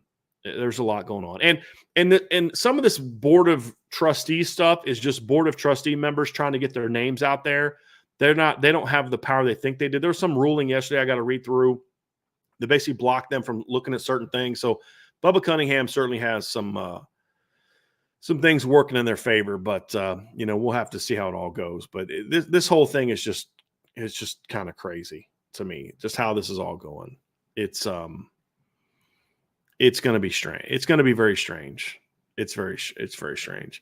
Andrew Gilmore, I don't know how many times I can explain this to you, man. You keep looking at this stuff as blue bloods. Nobody cares about blue bloods. It's about the TV market that you are in. And I've explained this. Why do you think there's all these stories that Clemson and Florida State may not have homes in the Big Ten and the Big Ten or the SEC? Why do you think that's happening? Why do you think they don't have more money? Why? Because they're in small markets and they don't have very wealthy alumni bases. You can keep talking about Florida State being a blue blood all you want. You bring this up every single time we have this conversation. Every time. It's irrelevant. It's about TV markets. And you say they're on primetime a lot of it. Again, it doesn't matter. It's about the size of the market you're in. That's what it's about. And you being on ESPN's primetime a lot doesn't mean you are in a big TV market. Because here's the deal. If Florida State was in a big TV market, and if Clemson had a big TV market to go with Miami and the Carolinas, the ACC would have got a better deal. They would have. But they're not in great TV markets. And they're in a conference where you just don't have the same level of passion for college football that you have in the Deep South. It's just different. And Tallahassee doesn't have that same type of market. They don't. And you can talk about it till you're blue in the face about, oh, they're a blue blood and all. It's irrelevant. It's irrelevant. Why? Do you know who the Big Ten wants out of the ACC? It's not North. It's not Florida State. It's not Clemson. They want Virginia. They want North Carolina because the Charlotte area is a booming TV market, and Virginia gets them DC and Maryland. That's why they want it. That's why they want them over Florida State and Clemson. It's not about the TV. It's not about the team. It's not about the quality of the team on the field. And I don't know how many times I can say this. It's like just. It's like, oh, sorry. That's the reality of it. It's about the brand. It's about the TV aspect of the brand. And if Florida State was one of those teams that packed the same kind of punch as the SEC schools, they would be more desired. That's the reality. They would be more desired. And somebody said, then why do they want Notre Dame? Have you ever heard of Chicago? Have you ever heard of Detroit? Have you ever heard of Indianapolis? Because Notre Dame's right in the middle of all those. Big TV market. Notre Dame is an hour plus from Chicago. That's a big TV market, huge TV market. And Notre Dame also has this sort of star power from a television standpoint that Florida State just doesn't have. They just don't have that. Clemson doesn't have that. So that's why it's a different. Notre Dame is a big TV market because it's Chicago. Chicago is the TV market for them. And that's what it boils down to. So, and somebody else brought up, Notre Dame also taps into those big markets that other people don't. Florida State doesn't tap into the New York market the way Notre Dame does. Florida State doesn't tap into the LA market the way that Notre Dame does. They don't have the Chicago market the way that Notre Dame does. So there's a lot of reasons why Notre Dame is that way. And it's not about Notre Dame being a national brand per se. It's about them being a national brand taps into the biggest TV markets out there. And when Florida State goes to New York to play Rutgers, do you think it's the same do you think the same amount of people are watching that as if Notre Dame were to go to New York and play Rutgers? No, they won't, because it's a different animal, completely different animal. And the sooner some of you all realize this, that it has nothing to do with the brand power of the football program on the field. It has to do with the TV markets. That's the reality. So being a blue blood on the football field is irrelevant. Otherwise, I'll ask again, why does the Big Ten want North Carolina and Virginia and not Clemson and Florida State? That's the reality of it. All right, so got some more questions here. Aiden Benami has a question. Do you see Micah Gilbert or Cam Williams getting more playing time this year, or is Cam just too good? I think it'll be similar, honestly. I could see Micah maybe playing a little bit more early, Cam playing a little bit more late, but I think at the end of the year, they'll be very close in snaps. I think they'll both be very close. Micah was more advanced than Cam was, route running wise, strength wise, and things like that. I think Cam's going to catch up as you get into the summer and fall camp. So I think this will be similar. I think they're going to both play. They're going to both play a decent amount. Bob Koski, who's your favorite Yellowstone character? That's a good question. I did actually watch that I did binge that at one point in time. It was all right. It was solid. Probably Rip would probably be my pick. Honestly, there's a lot of very unlikable characters in that movie, in that series. Maybe what's the youngest son's name? I forget his name. It's not Jamie. It's because he's the older, right? He's the middle one, but the younger son, the one that's the cowboy that's married to the Indian girl. I forget his name. Casey? Is it Casey? But anyway, he's one I like. I liked his character, but it's probably Rip. Yeah, that's probably where I'm at. All right, let's get to some more here. Chief Brody, Notre Dame's over/under is 10.5. Seems weird for them to have Texas A&M as a significant favorite. Hard to win 11 games if you lose week 1. Well, I mean, look, the spread is basically 1.5, right? I mean, and again, it's not so much that they don't think Notre Dame is going to win week 1. The spreads all these things are created to do what? Get money moving. And if you made Notre Dame the favorite, then all the Texas A&M money goes to Texas A&M, goes to them. And I don't know that would be something that would necessarily get like the big bettors moving, especially if they think Notre Dame's going to win. So you make the home team the favorite and you get the money in one direction now. Don't be shocked if by the time we get to the closer to the season, it's kind of flipped a little bit, and then you get the money going in the other way. The point of these spreads is to what? It's to create my understanding is to create as much move action on both ways. You don't want it all going in one direction. And so I think that has a little something to do with that as well. But, I'm not a gambler, so I don't put as much thought into that, but that's kind of where my guess is to why that's the case. Richard Head, happy Friday. What player, both on on offense and defense are you most excited to see their progress from spring to fall camp?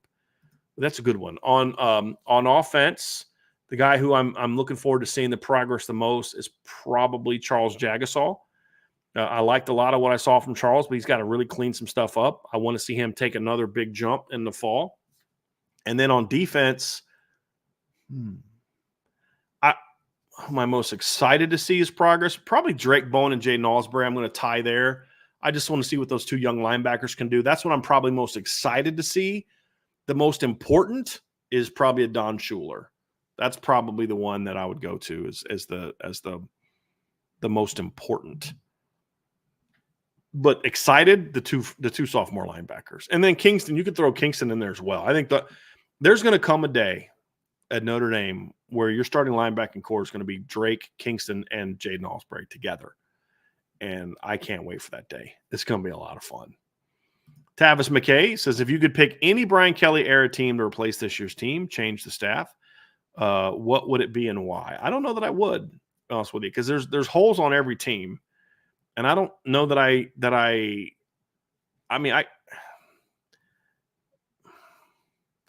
if I had to pick one, it'd probably be 2015 if I knew that 2015 was going to stay healthy. It's probably where I'd go. But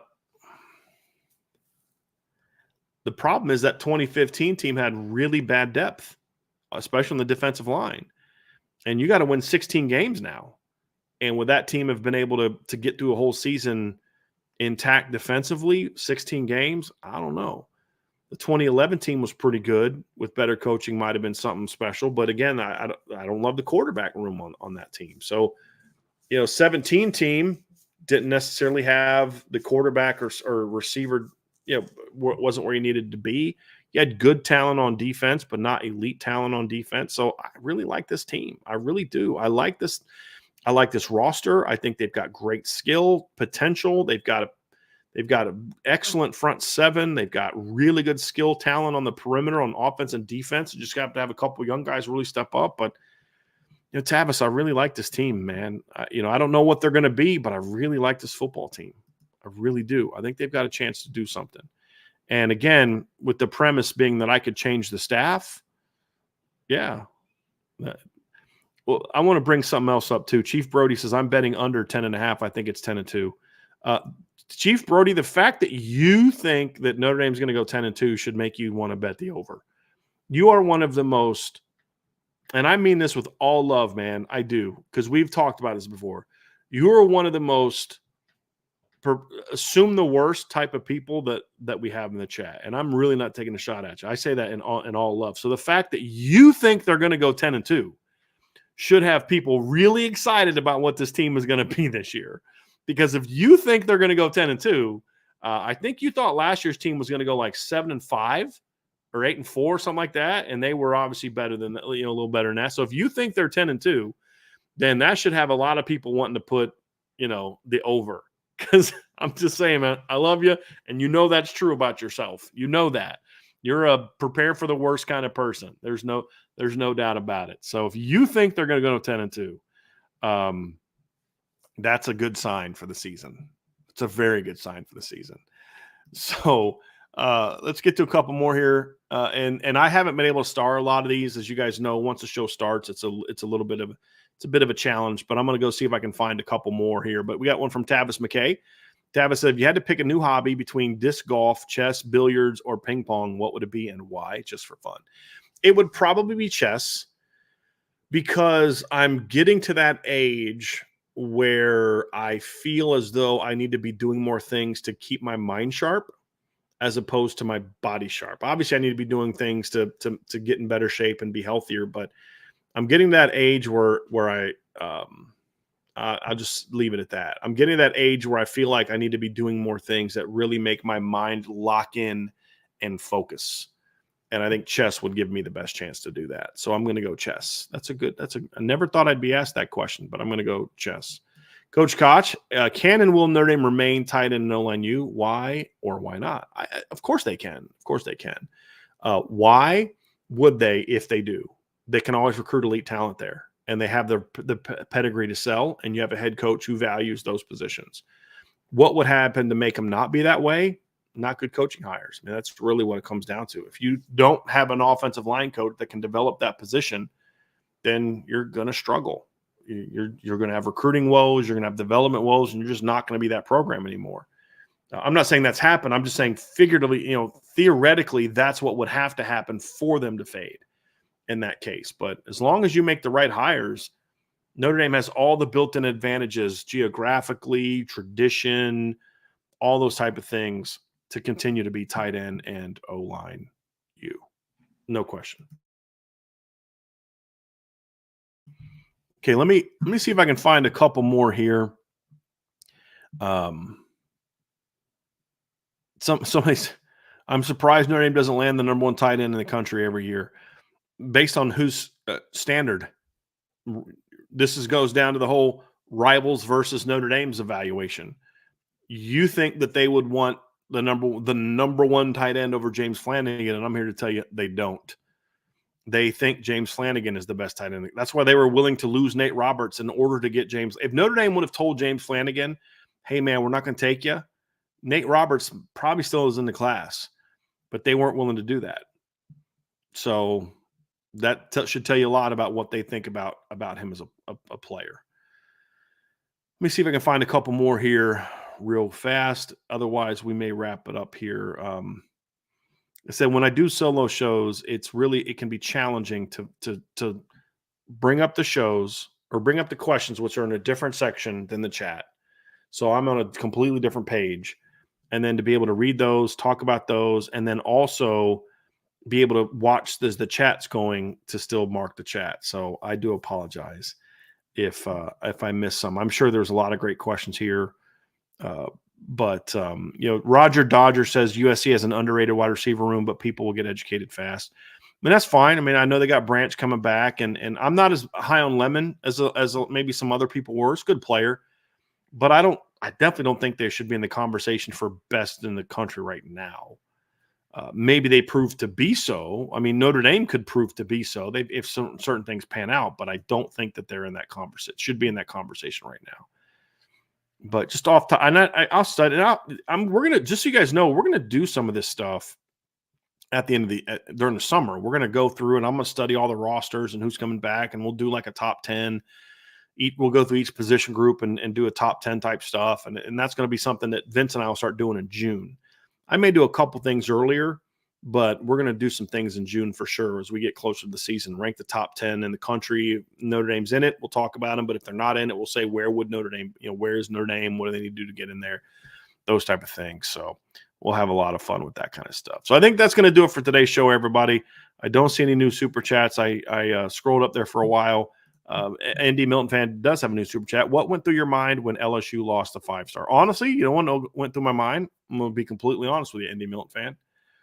I said either Andy Milton fan or Aidan Benami are going to bring this up in the show tomorrow. I swear you, that's exactly what went through my mind. I kind of chuckled because I saw that. But this has kind of been something that's been rumored for a while, so I wasn't surprised by it. But I knew that either Aidan or Andy Milton fan, the two people that love to bang on Kelly that I know more than me, that and my friend Jason, you are the only three people that I think like to bang on Brian Kelly more than I do, and that's quite the accomplishment.